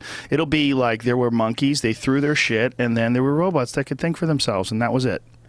They'll forget about all that building the Eiffel Tower and the. And what's scary about this thing is that it's very hard to. So I read the book. I went to the conference. I've written about this. I've spoken about this.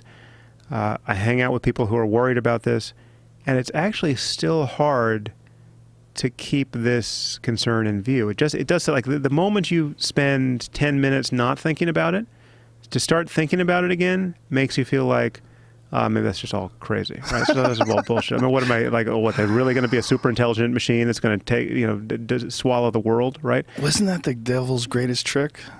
Yeah, right. Isn't that what the expression is? The devil's greatest trick is convincing the world that it doesn't exist. Yeah. But this is unlike other. Other things have this character. Like, it's hard to really worry about climate change because it's an abstraction. it's hot out there today, but how much hotter is it than it used to be? And during the Cold War, we knew that we had. we still have these ICBMs pointed in all the wrong directions, but we're living under the continuous threat of something going wrong and annihilating the better part of humanity. And it's hard. It's much easier to worry about other far more. It's easier to worry about Twitter than it is to worry about that. But this thing is so kind of lampoonable, and it's just kind of a goofy notion which seems just too strange to even be the substance of good, credible fiction. And yet, when you look at the assumptions you need to get on the train, there's only two. And they're not, and they're very hard to doubt the truth of. Again, we just have to keep making progress, and there's nothing magical about biological material in terms of an intelligent system. And by the time it becomes a threat to everyone, by the time we recognize it as a threat, ideally it'll be too late. Well, that's even people have different timings of what they call the takeoff. Whether it's a hard takeoff or something more gradual. But there's it's the kind of thing that it could happen in secret, and all of a sudden things are different in a way that no one understands. And you can also make this argument that if you look at all the issues that we have in this world, that so many of them are almost unfixable without this. Yeah, again, that's what I said. It's like the other side. I said, I think in my blog post, the only thing scarier than the development of strong artificial intelligence is not developing it. Because we need we have problems for which we need. Intelligence is our only asset ultimately. It's everything. It's given us everything good. Right, and why should we accept our limited biological intelligence when we can come up with something infinitely more intelligent and godlike? It's a progress in this area. It seems almost an intrinsic good. Just because we want to be able to, whatever you want, clean the ocean. You want to be able to solve problems, and you want to be able to anticipate the negative consequences of your doing good things and mitigate those. And intelligence is the thing you use to do that. Wow. Let's end here. Yeah. Freak everybody out. Sam Harris, blog. What is your blog? Where do we get samharris.org. Samharris.org. Blog and podcast. Sam Harris on Twitter. Sam Harris org without on the Twitter. Dot. Yeah. Thanks, man. I really appreciate it. Always a good time. Lots of fun. Yeah. All right. Yeah. Much love, my friends. We will be back on Friday with Rich Roll. Until then, see you soon. Bye-bye.